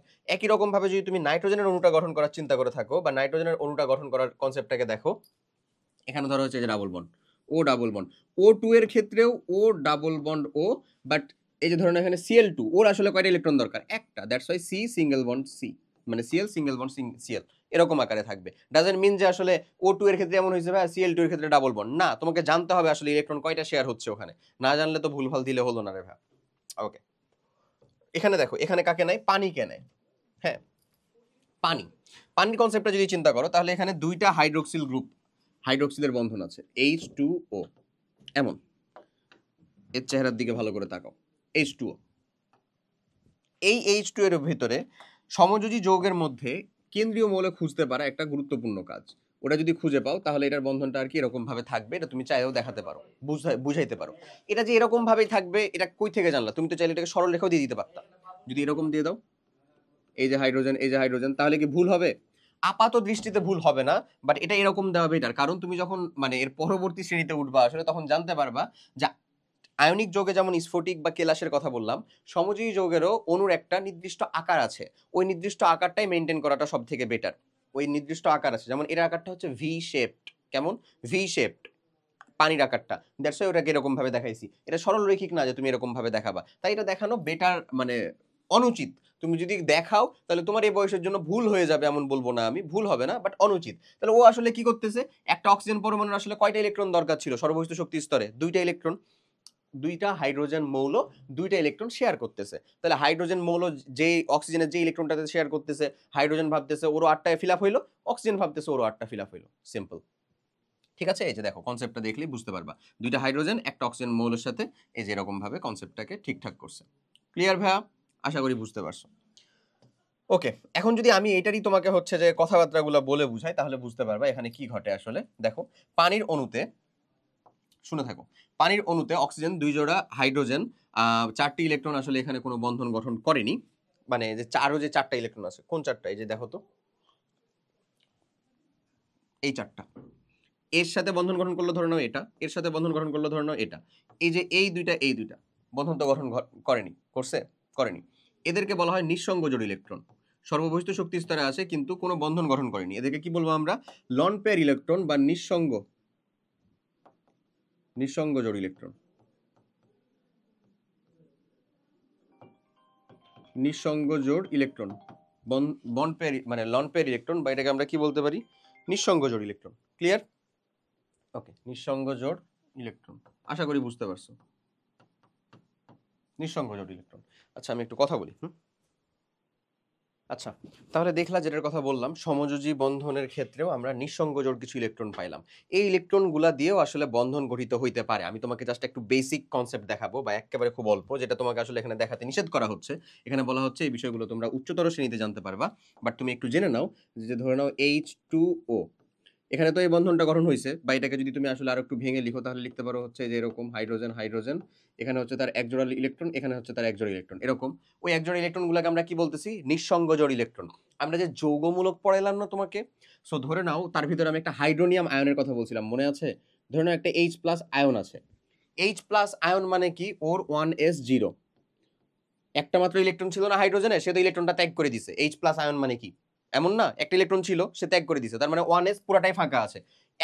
এক এস এর মধ্যে কয়টা ইলেকট্রন যেতে পারে ভাই? এক জোড়া বা 2টা ইলেকট্রন যেতে পারে। সো অক্সিজেন তার এক জোড়া লন পেয়ার ইলেকট্রন যদি আসলে এই হাইড্রোজেনটাকে দিয়ে দেয় তাহলে এখানে কনসেপ্টটা কেমন থাকবে বলো তো? এমন ঘটবে না ভাইয়া? এমন ঘটবে না? এই যে অক্সিজেন, হাইড্রোজেন, হাইড্রোজেন, ইলেকট্রন, তারপরে একটা H+, এই যে এরকম। এই জিনিসটাকে সামগ্রিকভাবে দেখানো হয় হচ্ছে এরকম, H3O+। এই আয়নটার নামই বলতেছি আমরা হাইড্রোনিয়াম আয়ন। কি নাম? Hydronium ion. এবং এই যে তীর চিহ্নের মাধ্যমে যে বন্ধনটা দেখালাম, আমি কিন্তু এখানে বন্ধনটাকে তীর চিহ্ন দেখাইছি। সমযোজী বন্ধনটাকে কেমনে দেখাইছি বলতো? একটা ড্যাশ দিয়ে, বাট এখানে তীর চিহ্ন দেখানো হয়েছে। এই তীর চিহ্নের মাধ্যমে যে বন্ধনটা, সেটাকে বলা হয়েছে সন্নিবেশ সমযোজী বন্ধন। কি বলা হয়? কোঅর্ডিনেশন কোভ্যালেন্ট বন্ড, বা আরেকটা বাংলায় বলতে পারো সন্নিবেশ সমযোজী বন্ধন। এটাকে আমরা কি বলবো? সন্নিবেশ সমযোজী বন্ধন বা কোঅর্ডিনেশন কোভ্যালেন্ট বন্ড, সমযোজী, যেটা ওই তো পরবর্তী শ্রেণীতে জানতে পারবা। আচ্ছা, সমযোজী বন্ধন এই শ্রেণীতে না, এটা সম্পর্কে আরো ডিটেলস। ঠিক আছে, ওই যে অ্যামোনিয়াম আয়ন যেটা তৈরি হয় নাই NH4+, ওখানেও কিন্তু সন্নিবেশ সমযোজী বন্ধন আছে। ওকে, যত বড় বড় অণু পরমাণু দেখবা পরবর্তীতে আরো যখন বেশি, তারপরে আমরা যেমন ওই যে পর্যায় সারণী অধ্যায়টাতে ডি ব্লক মৌল নিয়ে যে পড়তেছিলাম, ওখানেও ছিল কিছুটা জিনিসপাতি এমন। আচ্ছা, সো এই হলো কথা। এখন অক্সিজেন পরমাণু আসলে সমযোজী বন্ধনও তৈরি করতে পারে, আয়নিক বন্ধন। ক্যালসিয়াম অক্সাইড কি বন্ধন এটা বলো তো? আয়নিক বন্ধন। পানি এটা কি বন্ধন বলো তো ভাইয়া? সমযোজী বন্ধন। দুইটাই গঠন করতে পারে। সোডিয়াম কখনোই হচ্ছে সমযোজী বন্ধন গঠন করে না, সোডিয়াম সবসময় আয়নিক যৌগ গঠন করে। কারণ হিসেবে বলা যায় অক্সিজেন পরমাণু কোনো মৌল থেকে 2টি ইলেকট্রন গ্রহণ করেও সে ওই মৌলের সাথে বন্ধন তৈরি করতে পারে, আয়নিক বন্ধন। ঠিক একই রকম ভাবে কোনো মৌলের সাথে 2টি ইলেকট্রন শেয়ারের মাধ্যমেও গঠন করতে পারে। দুইটা ত্যাগ মানে দুইটার মাধ্যমেই সে গ্রহণ করতে পারছে। সোডিয়াম চাইলে একটা ইলেকট্রনকে শেয়ার করার মাধ্যমে তৈরি করতে পারবে না, ওর একটা ইলেকট্রন ত্যাগ করতে হবে। ওর তো প্রয়োজন নাই, ওর তো হচ্ছে অতিরিক্ত আছে, তাই এটা ত্যাগ করা ছাড়া তো সে সর্ববহিষ্ঠ শক্তি স্তরে ইলেকট্রন বিন্যাস আসলে গ্রহণ করতে পারছে না। ঠিক আছে, ওকে। আচ্ছা, ওই মৌলের সাথে সমযোজী বন্ধন তৈরি করতে পারে। সোডিয়াম পরমাণু সবসময় ইলেকট্রন ত্যাগ করে মৌলের সাথে আয়নিক বন্ধন তৈরি করবে। ঠিক আছে, ইলেকট্রন শেয়ার করে সমযোজী বন্ধন তৈরি করে না কে? সোডিয়াম। আচ্ছা, একই রকম ভাবে সমযোজী বন্ধন বিশিষ্ট মৌল পদার্থের অণু, যেমন হচ্ছে ধরো nitrogen, oxygen, chlorine, bromine, iodine. এই যে ধরনের হচ্ছে নাইট্রোজেনের এক অণু, আর একটা নাইট্রোজেনের অণু, কারণ ধরো তোমার কাছে 1 লিটার নাইট্রোজেনের গ্যাস আছে, এই 1 লিটার নাইট্রোজেন গ্যাসের ভিতরে একটা নাইট্রোজেনের অণু বা পরমাণু আছে না, হাজার হাজার লক্ষ লক্ষ কোটি কোটি আছে না। সো ওগুলা একে অপরের সাথে কিভাবে যুক্ত আছে? সমযোজী বন্ধনে? উত্তরটা হচ্ছে না। সমযোজী বন্ধনে কে যুক্ত আছে ভাই? এই যে নাইট্রোজেন, ট্রিপল বন্ড নাইট্রোজেন, এরা দুজন সমযোজী বন্ধনে আছে। বাট একটা নাইট্রোজেনের অণু N2 আর একটা নাইট্রোজেনের অণু N2 এর সাথে কিভাবে যুক্ত আছে? দুর্বল ভ্যান ডার ওয়ালস বলের মাধ্যমে যুক্ত আছে। তাহলে তুমি এটাকে কিভাবে প্রকাশ করবা, বা কিভাবে একটা নতুন টার্ম যে শিখলা, দুর্বল ভ্যান ডার ওয়ালস বল নামে একটা জিনিস আছে, সেটাকে কিভাবে আসলে ডিফাইন করবা? সেটা হচ্ছে যে আমরা সিম্পলি বলবো যে আমাদের কোনো সমযোজী বন্ধনযুক্ত অণু, সমযোজী বন্ধনযুক্ত একাধিক অণু পরস্পরের সাথে যে দুর্বল বল দ্বারা যুক্ত থাকে, সেটাকে আমরা বলবো কি? দুর্বল ভ্যান ডার ওয়ালস বল। বুঝা গেছে সিম্পল হিসাবটা? কি বললাম? যে সমযোজী বন্ধনযুক্ত একাধিক অণু, সমযোজী, এটা কিন্তু অনেক দুর্বল একটা বন্ধন। কোনটা? ওই দুর্বল ভ্যান ডার ওয়ালস বলটা। সমযোজী বন্ধনযুক্ত একাধিক অণু যে দুর্বল বল দ্বারা আকর্ষণ ফিল করে, যে দুর্বল আকর্ষণ বল দ্বারা যুক্ত থাকে, আকর্ষণ বল দ্বারা যুক্ত থাকে, তাকে আমরা কি বলবো? দুর্বল ভ্যান ডার ওয়ালস বল বলবো। যেমন দেখো nitrogen, oxygen, chlorine, bromine, iodine, এদের যে অনেকগুলা যে অণু পরমাণু, এইগুলা কিভাবে যুক্ত আছে? দুর্বল ভ্যান ডার ওয়ালস বল দ্বারা। এবং যখন তুমি আসলে এটাকে গ্যাসীয় অবস্থায় নিয়ে যাচ্ছ, তখন কিন্তু তুমি এই বন্ধনটা ভাঙতেছো না, দুইটা নাইট্রোজেনের ভিতরকার বন্ধন ভাঙতেছো না, তুমি একটা নাইট্রোজেন অণু এবং আরেকটা নাইট্রোজেনের অণুর ভিতরে যে দুর্বল ভ্যান ডার ওয়ালস বল আছে সেটাকে ভাঙতেছো। তাই খুব সহজেই সেটাকে গ্যাসে পরিণত করে দিতে পারো। এবং এই সকল যৌগের, এই সকল যে মানে যে সমযোজী যৌগ রয়েছে, সেগুলোর আসলে ভৌত অবস্থা কেমন থাকে যদি আমরা একটু দেখি। এরা 3টা ভৌত অবস্থাতেই বিরাজ করতে পারে। কঠিনও থাকে, তরলও থাকে, আবার সলিডও থাকে, মানে গ্যাসীয় থাকে। যেমন দেখো, অনেক সমযোজী যৌগ স্বাভাবিক তাপমাত্রা ও চাপে গ্যাসীয় অবস্থায় থাকে, carbon dioxide, ammonia, oxygen, nitrogen, chlorine ইত্যাদি। কিছু সমযোজী যৌগ স্বাভাবিক তাপমাত্রা ও চাপে তরল অবস্থায় থাকে, পানি, ইথানল ইত্যাদি। কিছু কঠিন অবস্থায় থাকে, যেমন হচ্ছে ন্যাপথালিন, সালফার, আয়োডিন, তারপরে হচ্ছে আরো যদি চিন্তা করো সিলিকন ডাই অক্সাইড, এটা এটা আচ্ছা, দুটি সমযোজী যৌগ খুবই নিকটবর্তী হয়, তখন তাদের মধ্যে এক ধরনের দুর্বল আকর্ষণ বল কাজ করে। এই আকর্ষণ বলকে ভ্যান ডার ওয়ালস আকর্ষণ বল বলে, যেটার কথা বললাম। সমযোজী অণুগুলো পরস্পরের সাথে এই দুর্বল ভ্যান ডার ওয়ালস বল দ্বারা যুক্ত থাকে। তাই দুর্বল ভ্যান ডার ওয়ালস বল দ্বারা যেহেতু যুক্ত থাকে, তাদেরকে অণু আকারে আলাদা করার জন্য খুব বেশি শক্তির প্রয়োজন হয় না। তাই এদের গলনাঙ্ক এবং স্ফুটনাঙ্কের পরিমাণটা কি হয়? অনেক কম হয়, সাধারণত কম হয়। কিছু এক্সেপশনও আছে, যেমন হচ্ছে এর গলনাঙ্ক হচ্ছে 1460 ডিগ্রি সেলসিয়াস। হ্যাঁ, এটা তো একটা সমযোজী যৌগ, বাট গলনাঙ্ক এত বেশি। আর গলনাঙ্কের কোনো মিনিমাম মাত্রা নাই যে 500 ডিগ্রি সেলসিয়াসের বেশি হইতে হবে বা কম হইতে হবে, তাহলে সেটাকে আয়নিক বলবো বা সমযোজী বলবো, এরকম না। সাধারণত কি হবে? আয়নিক যৌগের থেকে কম হবে। কার গলনাঙ্ক? সমযোজী যৌগের গলনাঙ্ক, স্ফুটনাঙ্ক। এমন আমরা এখনই বৈশিষ্ট্যে যাব, তখন বুঝতে পারবো আরো বেশি। ক্লিয়ার? ওকে। সো আশা করি, তাই এদেরকে বিচ্ছিন্ন করতে সামান্য শক্তির প্রয়োজন হয়, ফলে এদের গলনাঙ্ক ও স্ফুটনাঙ্ক অনেক কম হয়। আবার গ্যাসীয় সমযোজী অণুর মধ্যে এদের ভ্যান ডার ওয়ালস আকর্ষণ বল নেই বললেই চলে, যার কারণে এরা একক অণু হিসেবে গ্যাস আকারেই তো থাকে। ওকে, এখন চলে আসবো আমরা আমাদের এদের বৈশিষ্ট্য সমূহ, আমাদের আয়নিক যৌগ এবং সমযোজী যৌগের বৈশিষ্ট্য সমূহ।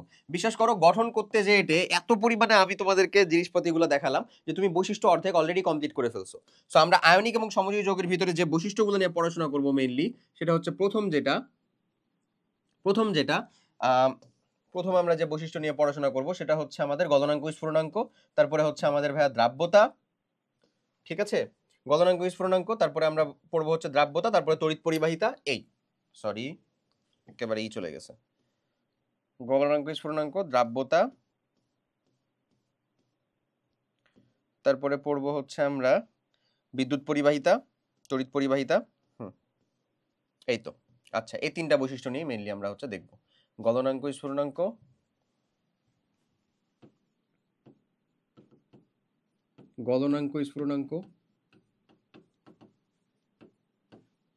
একটা হচ্ছে দ্রাব্যতা বিস্তর কনসেপ্ট, বুঝছো?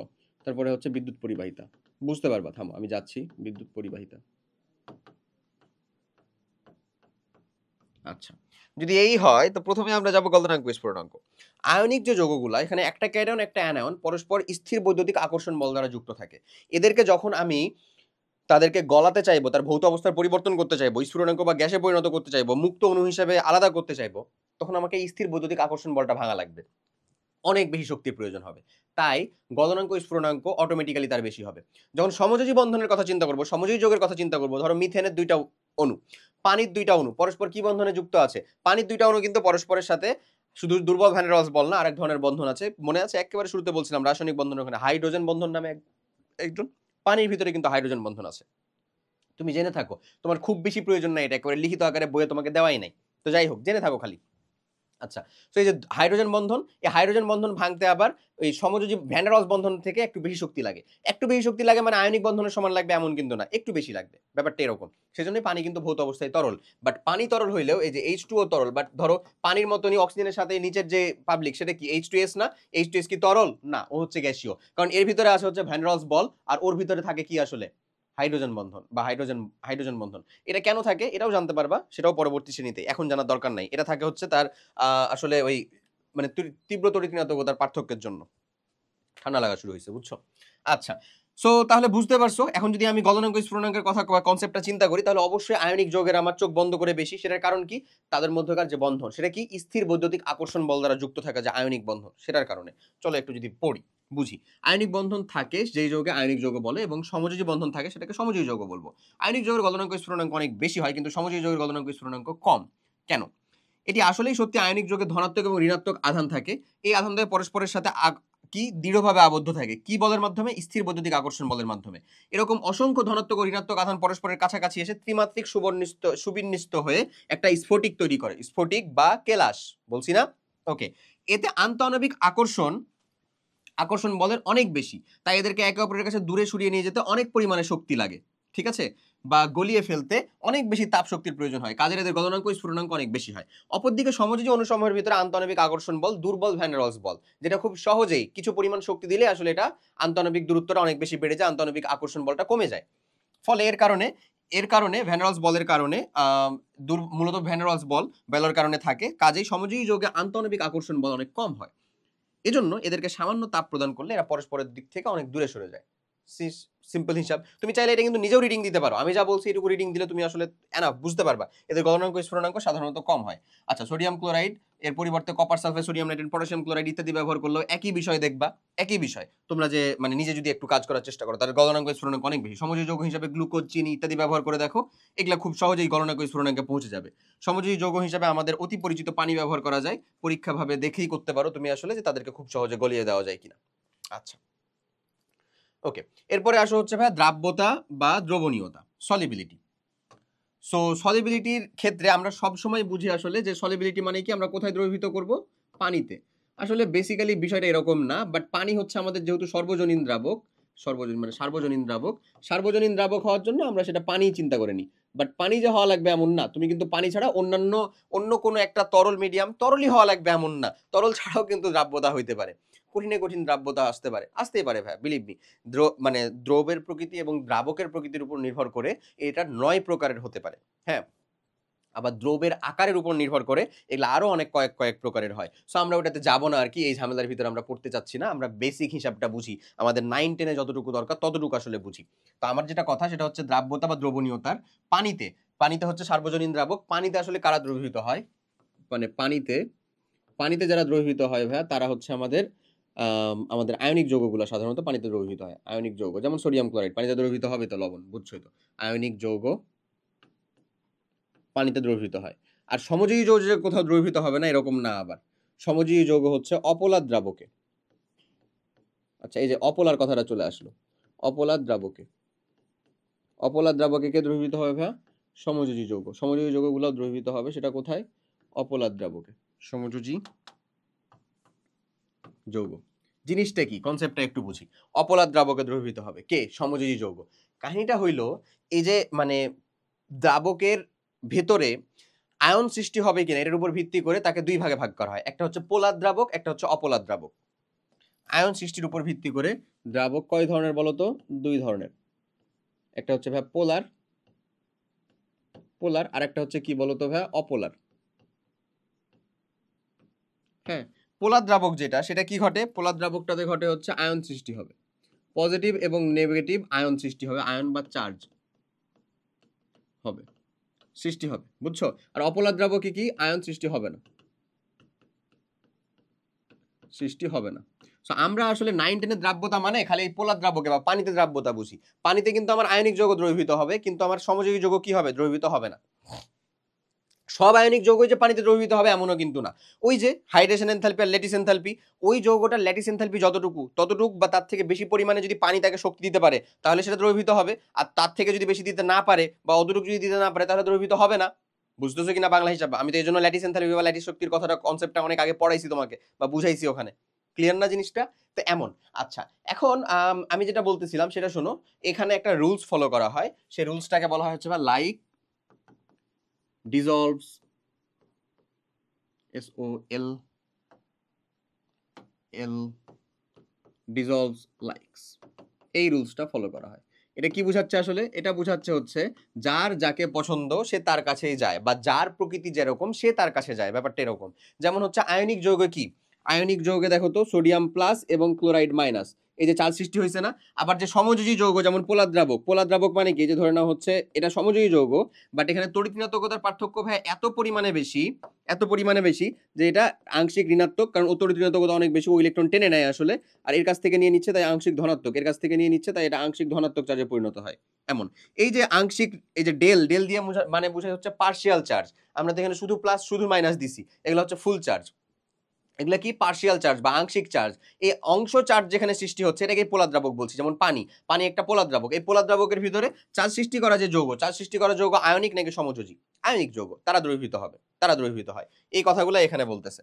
দেখো কি বলে, তুমি নীলা নাড়তে থাকলা, এরপরে যেসব দেখবা যে খাদ্য লবণ পানিতে দ্রবীভূত হয়েছে, এরপর কাপড় খাঁচা সোডা এটা নাও, তুতে নাও, তারপরে এগুলাও পানিতে দ্রবীভূত হলো। ঠিক আছে, তার মানে কি এগুলো আয়নিক যৌগ, এগুলো পানিতে দ্রবীভূত হলো। যেসব আয়নিক যৌগ পানিতে দ্রবীভূত হয়, কিন্তু কিছু কিছু আয়নিক যৌগ আছে যেমন সিলভার ক্লোরাইড, এই যে সিলভার ক্লোরাইড এটাকে নাও, দ্রবীভূত হবে না। এটার ব্যাখ্যাটা তুমি কি দিতে পারো? এটার ব্যাখ্যাটা দিতে পারো সিম্পলি এরকমই, যে একটা সিলভার আর একটা ক্লোরিন কাছাকাছি এসে যখন আয়নিক যৌগটা তৈরি করে, স্ফটিকটা যখন তৈরি করে, তখন যে পরিমাণে শক্তি নির্গত হয়, ল্যাটিস শক্তি, ওই শক্তির পরিমাণটা অনেক বেশি, এবং ও পানিতে থেকে যে হাইড্রেশন শক্তিটা পায়, সেটা আসলে পানি থেকে যে হাইড্রেশন শক্তি পাচ্ছে সেটা ওই ল্যাটিস শক্তিকে অতিক্রম করতে পারে না। দ্যাটস ওয়াই কি হচ্ছে, ওই ল্যাটিস শক্তিকে যেহেতু অতিক্রম করতে পারছে না, সেজন্য যৌগটা পানিতে দ্রবীভূত হচ্ছে না। ওকে। অপরদিকে সমযোজী যৌগ ন্যাপথালিন, সরিষার তেল, কেরোসিন, এগুলা নিয়ে পানির ভিতরে দেখো দ্রবীভূত হবে না। বাট এগুলাকে তুমি যদি আবার অ্যালকোহলে দ্রবীভূত করার চিন্তা করো, বেনজিনে দ্রবীভূত করার চিন্তা করো, ইথারে দ্রবীভূত করার চিন্তা করো, ঠিকই দ্রবীভূত হবে। সমযোজী যৌগ সাধারণত পানিতে দ্রবীভূত হয় না, তবে কিছু কিছু সমযোজী যৌগ আছে আবার কিছু, যেমন চিনিতে ওএইচ বন্ড আছে, গ্লুকোজ ওখানেও আছে, অ্যালকোহল ইত্যাদি পানিতে কিছুটা দ্রবীভূত হয়। সুতরাং সামগ্রিকভাবে বলা যায় কিছু ব্যতিক্রম ছাড়া প্রায় সকল আয়নিক যৌগ পানিতে দ্রবীভূত হবে, কিন্তু আমাদের সমযোজী যৌগ পানিতে দ্রবীভূত হবে না। এটা সামগ্রিকভাবে বলা যায় কিছু ব্যতিক্রম ছাড়া, আগে কিন্তু যুক্ত করে দিচ্ছে, ওই ব্যতিক্রমগুলো একটু দেখে রাখলা। অধিকাংশ সমযোজী যৌগ পানিতে দ্রবীভূত হয় না, তবে কিছু কিছু সমযোজী যৌগ দ্রবীভূত হয়। এর কারণ কি? এর কারণ হলে পানির গঠন সম্পর্কে জানতে হবে তোমার, এবং ওই পানির গঠন আমি তো বললামই, ওই যে del positive charge, del negative charge, সেটা পানির গঠন সম্পর্কে। এবং পানিতে অক্সিজেন পরমাণুর সাথে দুইটা হাইড্রোজেন পরমাণু যে ইলেকট্রন শেয়ারের মাধ্যমে সমযোজী বন্ধনে যুক্ত থাকে, তড়িৎ ঋণাত্মকতার পরিমাণ বেশি হওয়ার জন্য সেটা আসলে আংশিক ধনাত্মক আংশিক ঋণাত্মক চার্জের সৃষ্টি করে। এই যে দেখো, অক্সিজেন পরমাণু আংশিক ঋণাত্মক আয়ন এবং হাইড্রোজেন পরমাণু আংশিক ধনাত্মক আয়ন প্রাপ্ত হয়। পানির এই অণুতে আংশিক ধনাত্মক এবং ঋণাত্মক প্রান্তের সৃষ্টি হয়। এরকম ধনাত্মক এবং ঋণাত্মক আধানপ্রাপ্ত সমযোজী যৌগকে পোলার সমযোজী যৌগ বলে। এই যে যৌগের ভিতরে পোলার মানে মাথায় রাখবা সেখানে চার্জের সৃষ্টি হচ্ছে, অপোলার মানে হচ্ছে সেখানে চার্জের সৃষ্টি হবে না, বা নন পোলার মানে চার্জের সৃষ্টি হচ্ছে সেটাকে বলা হচ্ছে। সুতরাং পানি একটা পোলার সমযোজী যৌগ, এবং দ্রাবক হিসেবে পানি একটা পোলার দ্রাবক, যেটার কথা বললাম আমি অলরেডি। তাহলে পোলার জিনিসটা এখন বুঝতে পারবা, অপোলার জিনিসটা বুঝতে পারবা। মনে রাখবা যে আমাদের সমযোজী বন্ধনে ইলেকট্রন যুগলকে কোনো একটা পরমাণু কর্তৃক নিজের দিকে আকর্ষণ করার ক্ষমতাকে উক্ত পরমাণু তড়িৎ ঋণাত্মকতা বলে। এটা আমি পড়াইছি তোমাদের ওখানে। আচ্ছা, এই যে ডেল প্লাস মানে হচ্ছে আংশিক ধনাত্মক, ডেল মাইনাস মানে আংশিক ঋণাত্মক, দিয়ে যথাক্রমে আংশিক ধনাত্মক এবং আংশিক ঋণাত্মক চার্জকে বোঝানো হয় বা দেখানো হয়। ক্লিয়ার? এই যে এরকম ভাবে যেটা বোঝানো হচ্ছে, যেটা অলরেডি আমি একটু আগে দেখালাম। এখানে অনেক বড় বড় করে দেখাচ্ছে, জরুরি না, তুমি সুন্দর মতন করে বুঝাইলে হয়েছে। এবং এটা দুইটা ডেল না দেখায় একটা ডেল দেখালেও তোমার জন্য প্যারার কিছু না। আংশিক মানে জিনিসটা আংশিকই বুঝাচ্ছ, এটা একটা ডেল দিয়েও বোঝানো যায়। ওকে। পোলার দ্রাবকে পানিতে আয়নিক যৌগ যোগ করলে পানির অণুগুলো ধনাত্মক প্রান্ত পানির অণুগুলোর যে ধনাত্মক প্রান্ত সেটা আমাদের যে আয়নিক যৌগ তার ঋণাত্মক প্রান্তের সাথে আকৃষ্ট হবে, এবং পানির অণুর যেটা ঋণাত্মক প্রান্ত সেটা আয়নিক যৌগের ক্যাটায়ন বা ধনাত্মক প্রান্তের সাথে আকৃষ্ট হবে। এর মাধ্যমে পানিটা দ্রবীভূত হয়, যেটা কিন্তু আমাকে অনেক জায়গার ভিতরে দেখাতে হয়। ঠিক আছে, এই যে দেখো অ্যানায়নকে আকর্ষণ করে। একইভাবে পানির অণু ঋণাত্মক প্রান্ত যৌগের ধনাত্মক প্রান্ত বা ক্যাটায়নকে আকর্ষণ করে। এই আকর্ষণ বলের মান যখন আয়নিক যৌগের অ্যানায়ন ও ক্যাটায়নের মধ্যকার আকর্ষণ বলের থেকে বেশি হয়, মানে ল্যাটিস এনথালপির থেকে বেশি হবে, তখন পরস্পর বিচ্ছিন্ন হয়ে পানির অণুতে পরিবেষ্টিত হয়, এবং এভাবে এই যৌগটাকে আয়নিক যৌগ পানিতে দ্রবীভূত হয়। আয়নিক যৌগ পানিতে দ্রবীভূত হয়। সোডিয়াম প্লাস এই আয়নটাকে আসলে কে নিবে বলো তো? অক্সিজেন। অক্সিজেন এই যে কয়টা নিবে? এটা কি ফিক্সড? না, ফিক্সড না ভাই, তুমি দাও, সমস্যা নাই। তারপরে আবার ক্লোরাইড মাইনাস, এটাকে আসলে কে নিবে বলো তো? হাইড্রোজেন। তারপরে এখানে কে নিবে আসলে বলো তো? হাইড্রোজেন। কে নিবে আসলে? হাইড্রোজেন।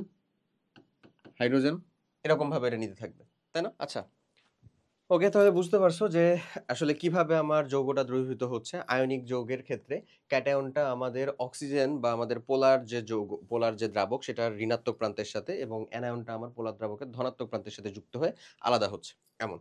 ওকে, সো দ্রবীভূত হওয়ার কাহিনীটা আশা করি বুঝা গেছে। দেখো এখানে আরো যদি বলি, আমরা আয়নিক যৌগ তাই সোডিয়াম ক্লোরাইড পোলার দ্রাবক পানিতে দ্রবীভূত হচ্ছে। মিথানল পোলার যৌগ, তাই এটাও পানিতে দ্রবীভূত হবে। মিথেন যৌগটা হচ্ছে অপোলার, সেটা কখনোই দ্রবীভূত হবে না, এটা যৌগ নয়, কাজেই পানিতে দ্রবীভূত হয় না। ক্লিয়ার? ওকে, মানে যেখানে চার্জ সৃষ্টি হচ্ছে ও চার্জ সৃষ্টি হওয়া কোনো একটা যৌগের ভিতরে দ্রবীভূত থাকবে। সমযোজী যৌগে সাধারণত আয়নিক যৌগের মতো ধনাত্মক বা ঋণাত্মক প্রান্ত থাকে না, তাই পানির অণুর ভিতরে ধনাত্মক বা ঋণাত্মক প্রান্তের সাথে সমযোজী যৌগের কোনো আকর্ষণ বা বিকর্ষণ কোনো বলটাই ফিল আপ হয় না, তাই এটা ভেঙেও যায় না এবং সমযোজী যৌগটি পানিতে দ্রবীভূতও হয় না। ঠিক আছে? ওকে, যেটার কথা। আচ্ছা, কিছু সমযোজী যৌগ আছে যাদের আংশিক ধনাত্মক বা আংশিক ঋণাত্মক প্রান্ত দেখা দেয়, পোলারিটি দেখা যায়, যেমন হচ্ছে ইথানল, যাদের আংশিক ধনাত্মক আংশিক ঋণাত্মক আছে, তাই সেটা পানিতে দ্রবীভূত কিছুটা হবে। ওই যে একটু ব্যতিক্রম সহ, যেটার কথা ওখানে বলা হয়েছে। এবার চলে আসো আরেকটা গুরুত্বপূর্ণ বৈশিষ্ট্য, সেটা হচ্ছে আমাদের বিদ্যুৎ পরিবাহিতা। সো আয়নিক যৌগ এবং সমযোজী যৌগের ভিতরে যার ভিতরে চার্জ সৃষ্টি হবে সেটা বিদ্যুৎ পরিবাহন করবে, বাট কখনোই কঠিন অবস্থায় নাই। তাহলে সাধারণত কার ভিতরে চার্জ সৃষ্টি হয় বলতো? নিশ্চয়ই আয়নিক যৌগ যেগুলো, তাই না? আয়নিক যৌগের মধ্যে আয়নিক যৌগ যার ভিতরে পজিটিভ এবং নেগেটিভ প্রান্ত আছে এবং সেটা গলিত বা দ্রবীভূত অবস্থায় বিদ্যুৎ পরিবহন করবে, শুধুমাত্র গলিত বা দ্রবীভূত অবস্থায়, কঠিন অবস্থায় কখনো না। তুমি কঠিন সোডিয়াম ক্লোরাইডের ভিতরে পানি দাও, মানে দাও, কি বলে যে বিদ্যুৎ দাও, বিদ্যুৎ পরিবহন হবে না দ্রবীভূত অবস্থায়। তখন আসলে সেটা আয়নিত অবস্থায় থাকবে এবং তখনই কেবলমাত্র সেটা কি পরিবহন করবে। ঠিক আছে? দেখো এখানে বলতে কি, একটা বিকারে খাদ্য লবণ তুমি নিলা, মিশাইলা, তারপরে হচ্ছে ইলেকট্রোড হিসেবে দুইটা গ্রাফাইট দণ্ড বা যে কোনো ধাতব দণ্ড দিয়ে তুমি একটা সুন্দর মতন টেস্ট করে দেখতে পারো, যেটা আমরা করি না ভাইয়া, এটা আমরা যে মানে করি না বলতে এখন পর্যন্ত তুমি দেখো নাই, বাট দেখবা সামনে চ্যাপ্টারগুলো কোথায় আছে, সাথে আছে কিছুটা রসায়ন শক্তির মধ্যে আছে, যে ওই যে আমরা যে তাদেরকে যে দুইটা ইলেকট্রোড বসায়া সেখানে যে তড়িৎ শেল তৈরি করি, তড়িৎ রাসায়নিক কোষ, তড়িৎ বিশ্লেষ্য কোষ তৈরি করি না, সোডিয়াম ক্লোরাইডের সল্ট ব্রিজ দেই, এগুলোর নাম তো আশা করি শুনেছো বা বুঝবা, ধীরে ধীরে আরো বুঝবা। তারপরে এই যে ব্যাটারি বাল্ব মুক্ত করে যুক্ত করে দেখবা যে বাল্বটা জ্বলতেছে, এটার কথা বলতেছে তারা দুইটার ভিতরে, মানে কি তড়িৎ পরিবহন করতেছে। ঠিক আছে? বাট এটা সোডিয়াম ক্লোরাইড তড়িৎ পরিবহন করতেছে, কিন্তু তুমি যদি চিনি দ্রবণ চিন্তা করো তাহলে সেটা তড়িৎ পরিবহন করবে না, কারণ সেটা আয়নিক যৌগ না, সেটা কি আসলে একটা সমযোজী যৌগ। ওকে, আয়নিক যৌগ জলীয় দ্রবণে বিদ্যুৎ পরিবহন করে, কিন্তু সমযোজী যৌগ জলীয় দ্রবণে বিদ্যুৎ পরিবহন করে না। কিন্তু এর কারণ কি? আয়ন তৈরি হওয়া, যে আয়ন মুক্ত ইলেকট্রন সেটা, এই যে দেখো এখানে যদি হয় তাহলে এটা কি থাকবে? সোডিয়াম প্লাস আয়ন থাকবে, ক্লোরাইড মাইনাস আয়ন থাকবে। তো এই যে ক্যাথোড যেখান থেকে তোমাকে ধরো ইলেকট্রোড সে সাপ্লাই দিবে, ওই ইলেকট্রোড সাপ্লাই দিলে এটা ক্লোরিন গ্রহণ করলো, আবার ঠিক একই রকম ভাবে সোডিয়াম ইলেকট্রন ত্যাগ করে কোথায় দিবে? এই ইলেকট্রোডে দিবে। এরকম ভাবে যে ইলেকট্রনের আদান প্রদান যে হচ্ছে, একটা থেকে ইলেকট্রন গ্রহণ হচ্ছে, মানে ত্যাগ হচ্ছে, আর একটাতে ইলেকট্রন গ্রহণ হচ্ছে, এটার কারণেই আসলে টোটালটার ভিতরে কি করতেছে, সেটা মানে তড়িৎ পরিবহন করছে। এখন এতটুকু পরিমাণে কনসেপ্ট দিলেই হবে, এখন তোমাকে টোটাল ওই যে তড়িৎ রাসায়নিক বিক্রিয়া দেখানোর কোনো প্রয়োজন নাই। আচ্ছা, দেখো এখানে বোঝা যাচ্ছে সোডিয়াম ক্লোরাইডের ধনাত্মক আয়ন পজিটিভ, যেটা সোডিয়াম প্লাস, এবং ঋণাত্মক আয়ন ক্লোরাইড বিদ্যুৎ পরিবহন করে। ঠিক আছে? যেটা আসলে কোনো সমযোজী বন্ধনের মধ্যে তো আসলে সমযোজী যৌগের মধ্যে তো পজিটিভ আয়ন আর নেগেটিভ আয়ন তৈরি হওয়ার সম্ভাবনা নাই, তাহলে তারা করে না। তাই গলিত এবং দ্রবীভূত অবস্থাতেই কেবলমাত্র করে, অন্য অবস্থাতেও না। যেহেতু দ্রবণীয় আয়নিক যৌগসমূহ বিচ্ছিন্ন ধনাত্মক এবং ঋণাত্মক আয়ন হিসেবে অবস্থান করে, তাই আয়নিক যৌগসমূহ জলীয় দ্রবণে বিদ্যুৎ পরিবহন করে। অপরদিকে জলীয় দ্রবণে সমযোজী যৌগ বিদ্যুৎ পরিবহন করে না, কারণ সমযোজী যৌগের কোনো বিচ্ছিন্ন আয়ন তৈরি করে না, মানে তারা আয়নিত হয় না। আসলে দ্রবণে আয়ন না থাকলে কখনোই বিদ্যুৎ পরিবহন করতে পারবে না। Calcium chloride, calcium 2 plus chlorine, অবশ্যই এখানে বিদ্যুৎ পরিবহন হবে। HCl দ্রবণে H প্লাস ক্লোরিন, বিদ্যুৎ পরিবহন হবে, কাজেই তারা বিদ্যুৎ পরিবহন করে। গ্লুকোজ, এটা কোনো প্রকার ওই যে পজিটিভ বা নেগেটিভ আয়ন তৈরি করে না, বিদ্যুৎ পরিবহন সে করবে না, কে গ্লুকোজটা। বাট যাদের ভিতরে হচ্ছে তারা কিন্তু ঠিকই করবে।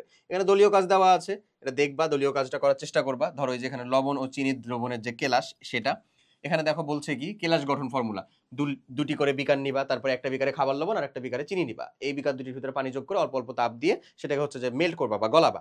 ওকে, প্রত্যেকটি দ্রবণের মাঝখানে একটি করে সুতা ঝুলিয়ে কয়েক দিনের জন্য রেখে দিতে হবে।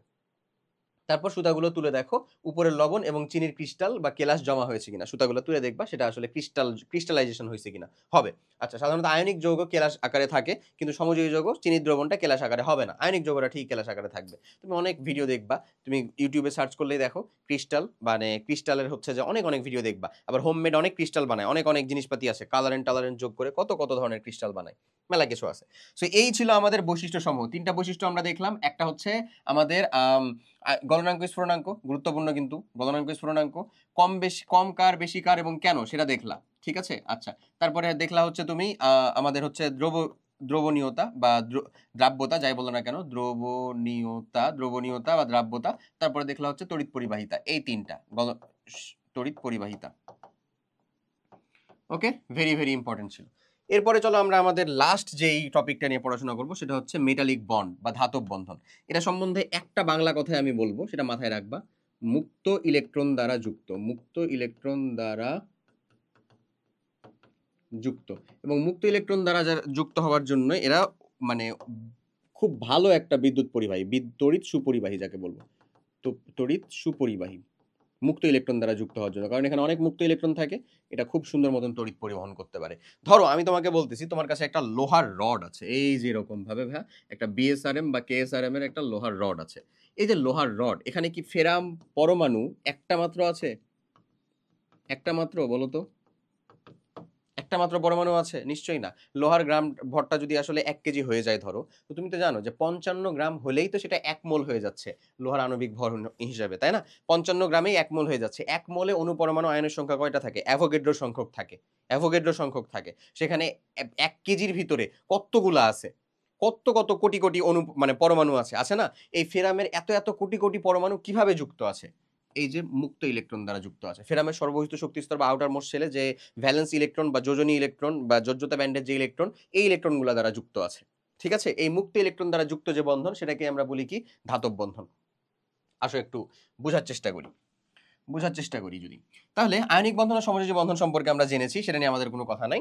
এখন ধরে নাও দুটি ধাতব পরমাণু, দুইটা অধাতব, মানে ধাতু আর অধাতুর ভিতরে কি হচ্ছে? আয়নিক। অধাতু অধাতুর ভিতরে কি হচ্ছে? সমযোজী। ধাতু ধাতুর ভিতরে কি হইতে পারে? ধাতব। দেখো, এটাই বলতেছি, দুটি অধাতব পরমাণুর ভিতরে সমযোজী, কিন্তু দুটি ধাতব পরমাণু কাছাকাছি এলে তারা যে বন্ধন গঠিত করে সেটাকে আমরা ধাতব বন্ধন বলবো। একখণ্ড ধাতুর সঙ্গে পরমাণু সমূহ যে আকর্ষণ বলের মাধ্যমে যুক্ত থাকে, একখণ্ড ধাতুর মধ্যে যে পরমাণুগুলো আছে তারা যে আকর্ষণ বল দ্বারা, কি দ্বারা? এটা মুক্ত ইলেকট্রন দ্বারা যুক্ত, বললামই তো, তাকে ধাতব বন্ধন। তো আমরা যদি দেখি কপার বা লোহার যে ছুরি বা কাঁচি, দা, যেটাই থাকুক না কেন তোমার কাছে, অ্যালুমিনিয়ামের তৈরি জানলা, সোনার, যেটাই হোক, ওই মেটালটাই তো আসে খালি, কিভাবে যুক্ত আছে তারা? এসবের মধ্যে এই ধাতু সংখ্যক পরমাণুর সাথে যুক্ত এই বন্ধন যেটা, সেটাই হচ্ছে ধাতব বন্ধন। এই ধাতব বন্ধনেই তারা আবদ্ধ থাকে। আসো যদি দেখি, এই যে ধাতব বন্ধন, সঞ্চারণশীল ইলেকট্রন বা মুক্ত ইলেকট্রন যাকে বলতেছি, আর পারমাণবিক শীষ বা এটা হচ্ছে শ্বাস বা এটাকে বলা হয় হচ্ছে ভাই কোর, কোর বা হচ্ছে একেবারে অভ্যন্তরীণ, অভ্যন্তরীণ এমন অবস্থা, এই অবস্থার সাথে মুক্ত ইলেকট্রন দ্বারা যুক্ত আছে। দেখো প্রত্যেকটা জায়গার ভিতরে কি তারা মুক্ত ইলেকট্রন দ্বারা যুক্ত আছে না? এই যে এখান থেকে এ একে আকর্ষণ করবে, এ একে আকর্ষণ করবে, এ একে আকর্ষণ করবে, এ একে আকর্ষণ করবে, এই মুক্ত ইলেকট্রন দ্বারা আকর্ষণ বলের মাধ্যমে এরা যুক্ত থাকে। ক্লিয়ার? ওকে, আমরা একটু পড়বো বা বুঝবো জিনিসটা। তাহলে যদি একটু দেখি, তাহলে হচ্ছে প্রশ্ন হচ্ছে যে ধাতব বন্ধন কিভাবে তৈরি হয়। ওকে, প্রত্যেক ধাতব পরমাণুর ইলেকট্রন বিন্যাসে সর্বশেষ শক্তি স্তরে সাধারণত একটা, দুইটা বা তিনটি ইলেকট্রন থাকে এবং এদের আকার একই পর্যায়ের অধাতব পরমাণুর চেয়ে বড় হয়। অবশ্যই বড় হয়, কারণ এই একই পর্যায়ে তুমি বাম থেকে ডানে গেলে আকারটা কি হয়? হ্রাস হয় না? তার মানে অবশ্যই ধাতুটার কি আকারটা বড় না ওই অধাতুগুলোর থেকে? অবশ্যই। ধাতব পরমাণু সর্বশেষ শক্তি স্তর ইলেকট্রনটি প্রতি নিউক্লিয়াসের প্রতি আকর্ষণ বল অনেক কম হয়। ফলে ধাতুতে পরমাণু সমূহ তার সর্বশেষ শক্তি স্তরের এক বা একাধিক ইলেকট্রন ত্যাগ করে আয়নে পরিণত হয়, সেটাকে আমরা আয়নীকরণ শক্তি বলি। এখন এখানে বলতেছে এই ধনাত্মক আয়নকে পারমাণবিক শ্বাস বলা হয়। এই ধনাত্মক আয়নকে, এই যে একটা আয়নে পরিণত হচ্ছে না, ক্যাটায়ন, এটাকে আমরা বলি কি? আসলে পারমাণবিক শ্বাস। এই যে ইলেকট্রনটা ত্যাগ করছে, আরেকটা ধরে নাও সোডিয়াম আয়ন, ও একটা ইলেকট্রন ত্যাগ করছে। এই যে সো এই ইলেকট্রনের মাধ্যমে এ এবং এ যুক্ত হচ্ছে, এই যে এই মুক্ত ইলেকট্রন দ্বারা যুক্ত, এই কনসেপ্টের কথা বোঝানো হচ্ছে তোমাকে। ওকে, আচ্ছা, এই অ্যাটমিক শ্বাস বা পারমাণবিক শ্বাস স্ফটিকে পারমাণবিক শ্বাসগুলো সুনির্দিষ্ট ত্রিমাত্রিক বিন্যস্ত থাকে, আর ধাতব পরমাণু কর্তৃক ত্যাগকৃত যে ইলেকট্রনগুলা উক্ত পারমাণবিক শ্বাসের মধ্যবর্তী মুক্তভাবে ঘোরাফেরা করে, মুক্তভাবে থাকে। ওই যে মুক্ত ইলেকট্রন দ্বারা যুক্ত বললাম না, সঞ্চারণশীল ইলেকট্রন, এই ধরনের ইলেকট্রন সঞ্চারণশীল, ডিলোকালাইজড ইলেকট্রন বলে। এই ইলেকট্রনগুলো কোনো নির্দিষ্ট পরমাণুর অধীনে থাকে না, পুরো ধাতব যে গঠন সেটা জুড়েই আসলে এটা কি থাকে? বিন্যস্ত থাকে, কোনো নির্দিষ্ট পরমাণুর অধীনে থাকে না। ওকে, বলা যেতে পারে যে আমাদের ইলেকট্রনের মানে ওই যে ইলেকট্রনের সাগরে পারমাণবিক ধাতব আয়নগুলো স্ফটিকের সুনির্দিষ্ট আকার বহন করে, মানে ইলেকট্রন হাজার হাজার লক্ষ লক্ষ কোটি কোটিটা আছে, সেটার মাধ্যমে পারমাণবিক যে শ্বাসগুলো ক্যাটায়ন বা অ্যানায়নগুলো সেগুলো হচ্ছে ভেসে আছে, কাইন্ড অফ এরকম স্ফটিকে সুসজ্জিত থাকে। অবশ্যই নির্দিষ্ট একটা স্ফটিকের আকার, মানে ধরো সোডিয়াম যেটাতে থাকবে, ম্যাগনেসিয়াম অবশ্যই ডিফারেন্টটাতে থাকবে, সেমটাতে থাকবে না। আবার ম্যাগনেসিয়াম যেটাতে আছে নিশ্চয়ই সেটাতে ক্যালসিয়াম বা আমাদের পটাশিয়াম সেটাতে থাকবে না, ডিফারেন্টটাতে থাকবে। এই যে ধাতব স্ফটিকের দুটো ধাতব আয়নের মধ্যবর্তী স্থান যখন একটা সঞ্চারণশীল ইলেকট্রন অবস্থান করে, তখন ইলেকট্রনের প্রতি উভয় ধাতব আয়নই স্থির বৈদ্যুতিক আকর্ষণে আকর্ষিত হয়। এই কারণে ধাতব আয়ন দুটি পরস্পর বিচ্ছিন্ন হতে পারে না। এটি মূলত ধাতব বন্ধনের মূল কারণ। বুঝছো? আবারও বলি, ফেরাম 2+ ধরে নাও, এই যে ও একটা, এই যে ও যে ইলেকট্রনগুলো ত্যাগ করছে, আবার ফেরাম 2+, এখানে কিন্তু দুইটা ইলেকট্রন ত্যাগ করছে, মানে দুইটাই দেখাতে হবে এমন কিন্তু না, একটাও দেখাতে পারি আমি, কোনো সমস্যা নাই, কারণ এটা ইলেকট্রনের সাগর বলাই হচ্ছে এটা ইলেকট্রনের সাগর। এই ইলেকট্রন সাগরের ভিতরে এই যে ক্যাটায়ন যেগুলোর কথা বলতেছি, এটাকে আমরা পারমাণবিক শ্বাস বলতেছি। এই পারমাণবিক শ্বাসটা একটা সুনির্দিষ্ট বিন্যাসে সুসজ্জিত থাকে, এবং এই ইলেকট্রনের মাধ্যমে তো এও যুক্ত আছে, এও যুক্ত আছে। এই যে মুক্ত ইলেকট্রন দ্বারা যে যুক্ত, এই ঘটনাটাকে আমরা কি বলতেছি আসলে? ধাতব বন্ধন। এটার কথাই বলা হচ্ছে এখানে। দেখো, যেটা স্থির বৈদ্যুতিক আকর্ষণে আকর্ষিত হয়, এই কারণে ধাতব আয়নের দুটি পরস্পর থেকে বিচ্ছিন্ন হতে পারে না। এটি মূলত ধাতব বন্ধনের মূল কারণ। ধাতব বন্ধনের মধ্যে সঞ্চারণশীল ইলেকট্রনগুলোই তাপ এবং বিদ্যুৎ পরিবহনের জন্য দায়ী, এবং এরা তাপও পরিবহন করে, বিদ্যুৎও পরিবহন করে, তড়িৎ পরিবাহী বললাম যে। অনুরূপ ধাতু নমনীয়, ঘাতসহতা, উজ্জ্বল্য ইত্যাদি ধর্মের সঞ্চারণশীল ইলেকট্রনের কারণেই ঘটে। ধাতু যে আরো বৈশিষ্ট্যগুলো আছে, হ্যাঁ, যেটা কি বললাম আমরা, নমনীয়তা, ঘাতসহতা, এদেরকে যে কাটা যায়, এই ধর্মগুলো আসলে কি এর মাধ্যমে ঘটে। ধাতুর বিদ্যুৎ পরিবাহিতা, মুক্ত ইলেকট্রন যে এত যদি থাকে তাহলে সেটা বিদ্যুৎ পরিবহন করবে না? অবশ্যই করবে। সকল ধাতুই বিদ্যুৎ সুপরিবাহী। ধাতু স্ফটিকে মুক্তভাবে বিচরণশীল বা সঞ্চরণশীল যে ইলেকট্রন, সেগুলো বিদ্যুৎ পরিবহনের কাজটি করে থাকে। একটা ধাতব খণ্ডের দুই প্রান্তে ব্যাটারির পজিটিভ এবং নেগেটিভ ঋণাত্মক প্রান্ত সংযোগ করলে ইলেকট্রনগুলো ঋণাত্মক প্রান্ত থেকে ধনাত্মক প্রান্তের দিকে প্রবাহিত হয়। অবশ্যই, কারণ নেগেটিভ প্রান্তে নেগেটিভটাকে বিকর্ষণ করবে, তার মানে নেগেটিভটা বিকর্ষিত হয়ে পজিটিভের দিকে আসবে। অর্থাৎ ধনাত্মক প্রান্ত থেকে ঋণাত্মক প্রান্তের দিকে বিদ্যুৎ পরিবাহিত হবে, এবং মানে ইলেকট্রন পরিবহন করবে ভাইয়া মাইনাস থেকে প্লাসের দিকে। এটা হচ্ছে ইলেকট্রন পরিবহন করবে। আর তড়িৎ বা বিদ্যুৎ পরিবহন করে, এটা কিন্তু মাথায় রাখতে হয়, এটা ফিজিক্সের ক্ষেত্রেও তুমি দেখবা প্লাস থেকে মাইনাসের দিকে এমন। মানে এটা হচ্ছে উচ্চ বিভব থেকে তড়িৎ পরিবাহিত হয় হচ্ছে উচ্চ বিভব থেকে নিম্ন বিভবে, উচ্চ বিভব থেকে নিম্ন বিভবে। আর ইলেকট্রন পরিবাহিত হয় হচ্ছে যে নিম্ন বিভব থেকে উচ্চ বিভবে, বা বলতে পারো ইলেকট্রনের পরিবহনটা ঘটে হচ্ছে নেগেটিভ থেকে পজিটিভের দিকে এমন। যে কারণ নেগেটিভ মানে তো ওখানে ইলেকট্রনটাতে পরিবহন করতে পারে, তাহলে ওই পরিবহন করে কোথায় আসবে? পজিটিভের দিকে এমন। সঞ্চারণশীল ইলেকট্রন না থাকলে ধাতুর মধ্যে কখনোই বিদ্যুৎ পরিবহন হতো না। তার মানে সঞ্চারণশীল ইলেকট্রনটা হচ্ছে মাস্ট। এই যে দেখো, এই যে ইলেকট্রন এটা কি পজিটিভের দিকে যাচ্ছে, নেগেটিভ প্রান্তটা আমরা ব্যাটারি এটা ধরো যোগ করছি এখানে, ব্যাটারির পজিটিভ নেগেটিভ প্রান্তটার জন্য, আর এখানে হচ্ছে ব্যাটারির পজিটিভ প্রান্ত। ওকে। আর তড়িৎ পরিবহন হয় হচ্ছে বিদ্যুৎ পরিবহনের দিক আই, যেটা আমরা কেমিস্ট্রিতে ওরকম ভাবে জরুরি না, ফিজিক্সে দেখবা যে চলতড়িৎ যে অধ্যায়টা আছে ওখানে দেখবা যে ইম্পর্টেন্ট, কাজে লাগতেছে এটা। ওকে, সো আশা করি আমরা প্রায় শেষের দিকে। চলো আমি হচ্ছে যে এই জায়গাটা দেখে ফেলি। তাপ পরিবাহিতা। তাপ পরিবাহিতার কথা যদি তুমি চিন্তা করো তাহলে তোমার জন্য ডান হয়ে যাবে এই জায়গাটুকু। তাপ পরিবাহিতা, এক বা একাধিক খণ্ড ধাতব পাতের এক প্রান্তে অণুগুলো মানে ওপর রেখে অপর প্রান্তে তাপ দিলে দেখতে পাওয়া যাবে যে অপর প্রান্তটার ভিতরে আমরা তাপ পাচ্ছি। এই তাপটা কিভাবে হয় আসলে? এই যে তাপটা ইলেকট্রন গ্রহণ করে, এবং ইলেকট্রনের ভিতরে যত তাপ দিবা, এগুলো যেহেতু মুক্ত অবস্থায়, সেটা সঞ্চার হয়ে কোথায় যায়? সামনের দিকে যায়। ওই জায়গার ভিতরে যখন চলে যাবে তখন তুমি ওই জায়গার ভিতরে তাপটা পরিলক্ষিত করতে পারবে। দেখো এটা এখানেই বলতেছে, প্রান্তটি বেশ তাড়াতাড়ি গরম হতে শুরু করেছে। অর্থাৎ ধাতুগুলো তাপ পরিবাহিত প্রদর্শন করে, এর কারণও সঞ্চারণশীল ইলেকট্রন। তাপ প্রদানের সাথে সাথে সঞ্চারণশীল ইলেকট্রনগুলো শক্তি গ্রহণ করে এবং তাদের গতিবেগ বেড়ে যায়। ইলেকট্রনগুলো অধিক তাপমাত্রায় প্রান্ত থেকে কম তাপমাত্রার প্রান্তের দিকে ছোটাছুটি করে। মেইন যে ঘটনাটা ঘটে কি, ওই যে আমাদের যে মুক্ত ইলেকট্রনগুলা, ওই মুক্ত ইলেকট্রনগুলাই সুন্দর মতন প্রবাহিত হচ্ছে, কারণ তাপ পাচ্ছে সে তাপ পেয়ে কম তাপের যে জায়গাটা, যে অপর প্রান্ত যেটা আমার ধরে নাও, সে অপর প্রান্তে চলে যাচ্ছে, মুক্ত ইলেকট্রনের দিকে চলে যাচ্ছে। ঠিক আছে, মুক্ত ইলেকট্রন মানে উচ্চ তাপে যে জায়গাটা রয়েছে সেখান থেকে সুন্দর মতন ট্রান্সফার হয়ে কি উচ্চ তাপের দিকে চলে যাচ্ছে। এইটার মাধ্যমে আসলে বিদ্যুৎ পরিবহনের সাথে সাথে সে তাপ পরিবহনও করছে, এবং সেটার কারণটাও আসলে কি, বেসিক কারণটা ওই ঘুরে ফিরে একই, সঞ্চারণশীল ইলেকট্রন বা মুক্ত ইলেকট্রন। এটার জন্য ধাতু আমাদের তাপ পরিবাহীও, ধাতু আমাদের বিদ্যুৎ পরিবাহীও, ধাতু আমাদের বিদ্যুৎ সুপরিবাহী, তাপ সুপরিবাহী। ঠিক আছে, স্থানান্তরিত হয়। এর ফলে ধাতুতে এক প্রান্ত থেকে অপর প্রান্তে তাপের পরিবহন ঘটে।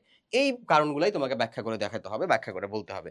গ বা ঘ নাম্বারে ভুরি ভুরি এই ধরনের কোশ্চেন থাকে, সো সেগুলোর জন্য নিজেকে প্রিপেয়ার করে রাখো। তুমি যদি তোমার সৃজনশীল যেটা তোমার তোমার কাছে যেটাই থাকুক, ধরো যে কোনো একটা সোর্স থাকুক, তোমার কাছে অল ইন ওয়ান মাস্টার বুক থাকতে পারে অথবা বিভিন্ন টেস্ট পেপার, মেডি, সাপ্লিমেন্ট যেটাই থাকুক না কেন, সেখান থেকে যদি তুমি দেখো যে এই চ্যাপ্টারের সিকিউ কোয়েশ্চেনগুলো, তাহলে দেখবা আয়নিক বন্ধন, সমযোজী বন্ধন কার মধ্যে কোনটা ঘটতেছে, কেন ঘটতেছে, এই রিলেটেড ব্যাখ্যা তোমার কাছে চাইবে। হ্যাঁ, ক্যাটায়ন অ্যানায়ন হচ্ছে কিনা সেই রিলেটেড ব্যাখ্যা চাইবে। ওটা যদি না চায় তাহলে দেখবা ধাতব বন্ধন রিলেটেড জিনিসপত্র চাইছে, সেটা না আসলে সেখান থেকে আসবে হচ্ছে আয়নিক যৌগ বা সমযোজী যৌগের বৈশিষ্ট্য, এই সকল জিনিসপত্রগুলো আসবে। কিন্তু অন অ্যান অ্যাভারেজ এই টপিকের বাইরে আর না। যোজনী, যোজ্যতা, ইলেকট্রন, ভ্যালেন্সি, এই সকল যে জিনিসপত্রগুলো আছে সেগুলো হচ্ছে তোমার একেবারে শুরুর দিকের বেসিক যে জায়গা, সেখানে তোমার ক বা ক্ষয়ের জন্য ইম্পর্টেন্ট, গ বা ঘয়ের জন্য না। গ বা ঘয়ের জন্য লাস্ট যে আমরা দুইটা পার্ট পড়ছি, সেই লাস্ট দুইটা পার্ট সব থেকে গুরুত্বপূর্ণ, ক্যাটায়ন অ্যানায়ন এবং আমাদের এই যে আয়নিক যৌগ, সমযোজী যৌগ, ধাতব বন্ধন এবং তাদের হচ্ছে বৈশিষ্ট্য। এই তো ডান, তাহলেই ডান। একক কাজ করা লাগবে না, এটুকু কমপ্লিট করলে আশা করি পারবা। এরপরে যে অনুশীলনীর প্রবলেম সলভিং আছে সেটা সম্পূর্ণই তোমাদের কাজ, ইনশাল্লাহ পারবা, সলভ করে দেওয়া থাকবে। সো থ্যাংক ইউ যারা শেষ পর্যন্ত কমপ্লিট করলা। আমরা আসলে ডান অ্যান্ড ডাস্টের অবস্থা হয়েছে। কে এত দূরে গেল কেন ভাই? Thank you. ওকে, সবাই অনেক অনেক ভালো থাকো। তোমাদের তো এই চ্যাপ্টারটা আসলে শর্ট সিলেবাসে, মানে যারা এখন হয়তো বা কমপ্লিট করতেছো বা কিছু, শর্ট সিলেবাসে হোক না হোক ফুলটা আসলে কমপ্লিট করে রাখবা। যেটা হচ্ছে আমাদের আর কি দেখা, হ্যাঁ সেটা হচ্ছে আসলে যে ভাই ক্লাস জায়গাটা তোমার বলে এরকম, বাট কোশ্চিন ঠিকই হচ্ছে যে রিলেভেন্সি নিয়ে ওই যে বাকি যে অংশগুলো সেগুলোর সাথে রিলেভেন্সি করে দেয় অহরহ দেয়। অ্যাটলিস্ট তো এতদিন ধরো হচ্ছে এইচএসসি শর্ট সিলেবাসের অংশ তো ছিলই, বুঝছোই। সো আমাদের আসলে ডান কি চ্যাপ্টার 5টা হচ্ছে আমাদের ডান। সো আমার তরফ থেকে তোমাদের প্রতি সাজেশন থাকবে, সুন্দর মতন যে ক্লাস 3টা কমপ্লিট করলা, 3টা ক্লাসের মধ্যেই তো আর কি হয়ে যাচ্ছে। টোটালের রেঞ্জ কতটুকু হচ্ছে, মানে টোটালের রেঞ্জ হচ্ছে ওখানে ধরে নাও 1 1 2 আর এটা হচ্ছে 1.5, মানে টোটালে 3.5 ঘন্টা, তাই না? সো নোট কমপ্লিট করা, এটা হচ্ছে তোমার প্রথম কাজ। নোট কমপ্লিট করা, জিনিসটা বুঝার জন্য তো ডান ক্লাসটুকু কমপ্লিট করলে আশা করি বুঝবা। তারপরে প্রচুর পরিমাণে সিকিউ প্র্যাকটিস, এখান থেকে সিকিউগুলোকে প্র্যাকটিস করো, যা বলতেছো এটাকে বোঝার চেষ্টা করো। না বুঝলে সুন্দর মতন আমাকে বলো অথবা গ্রুপে পোস্টটাও, ইচ্ছা তোমার ইনবক্সেও বলতে পারো, ইচ্ছা will try to solve as soon as possible, যত দ্রুত সম্ভব সেটাকে আমরা সলভ করার চেষ্টা করবো। ঠিক আছে, তো সবাই অনেক অনেক ভালো থাকো। আমরা আজকের এটাকে লং করবো না, দেখা হবে পরে কোনো একটা ক্লাসে। ভালো মতন পড়াশোনা করো, পরিশ্রম করতে থাকো, আর পরবর্তীতে আবার দেখা হওয়ার আগ পর্যন্ত সুস্থ থাকো, ভালো থাকো। আল্লাহ হাফেজ, আসসালামু আলাইকুম।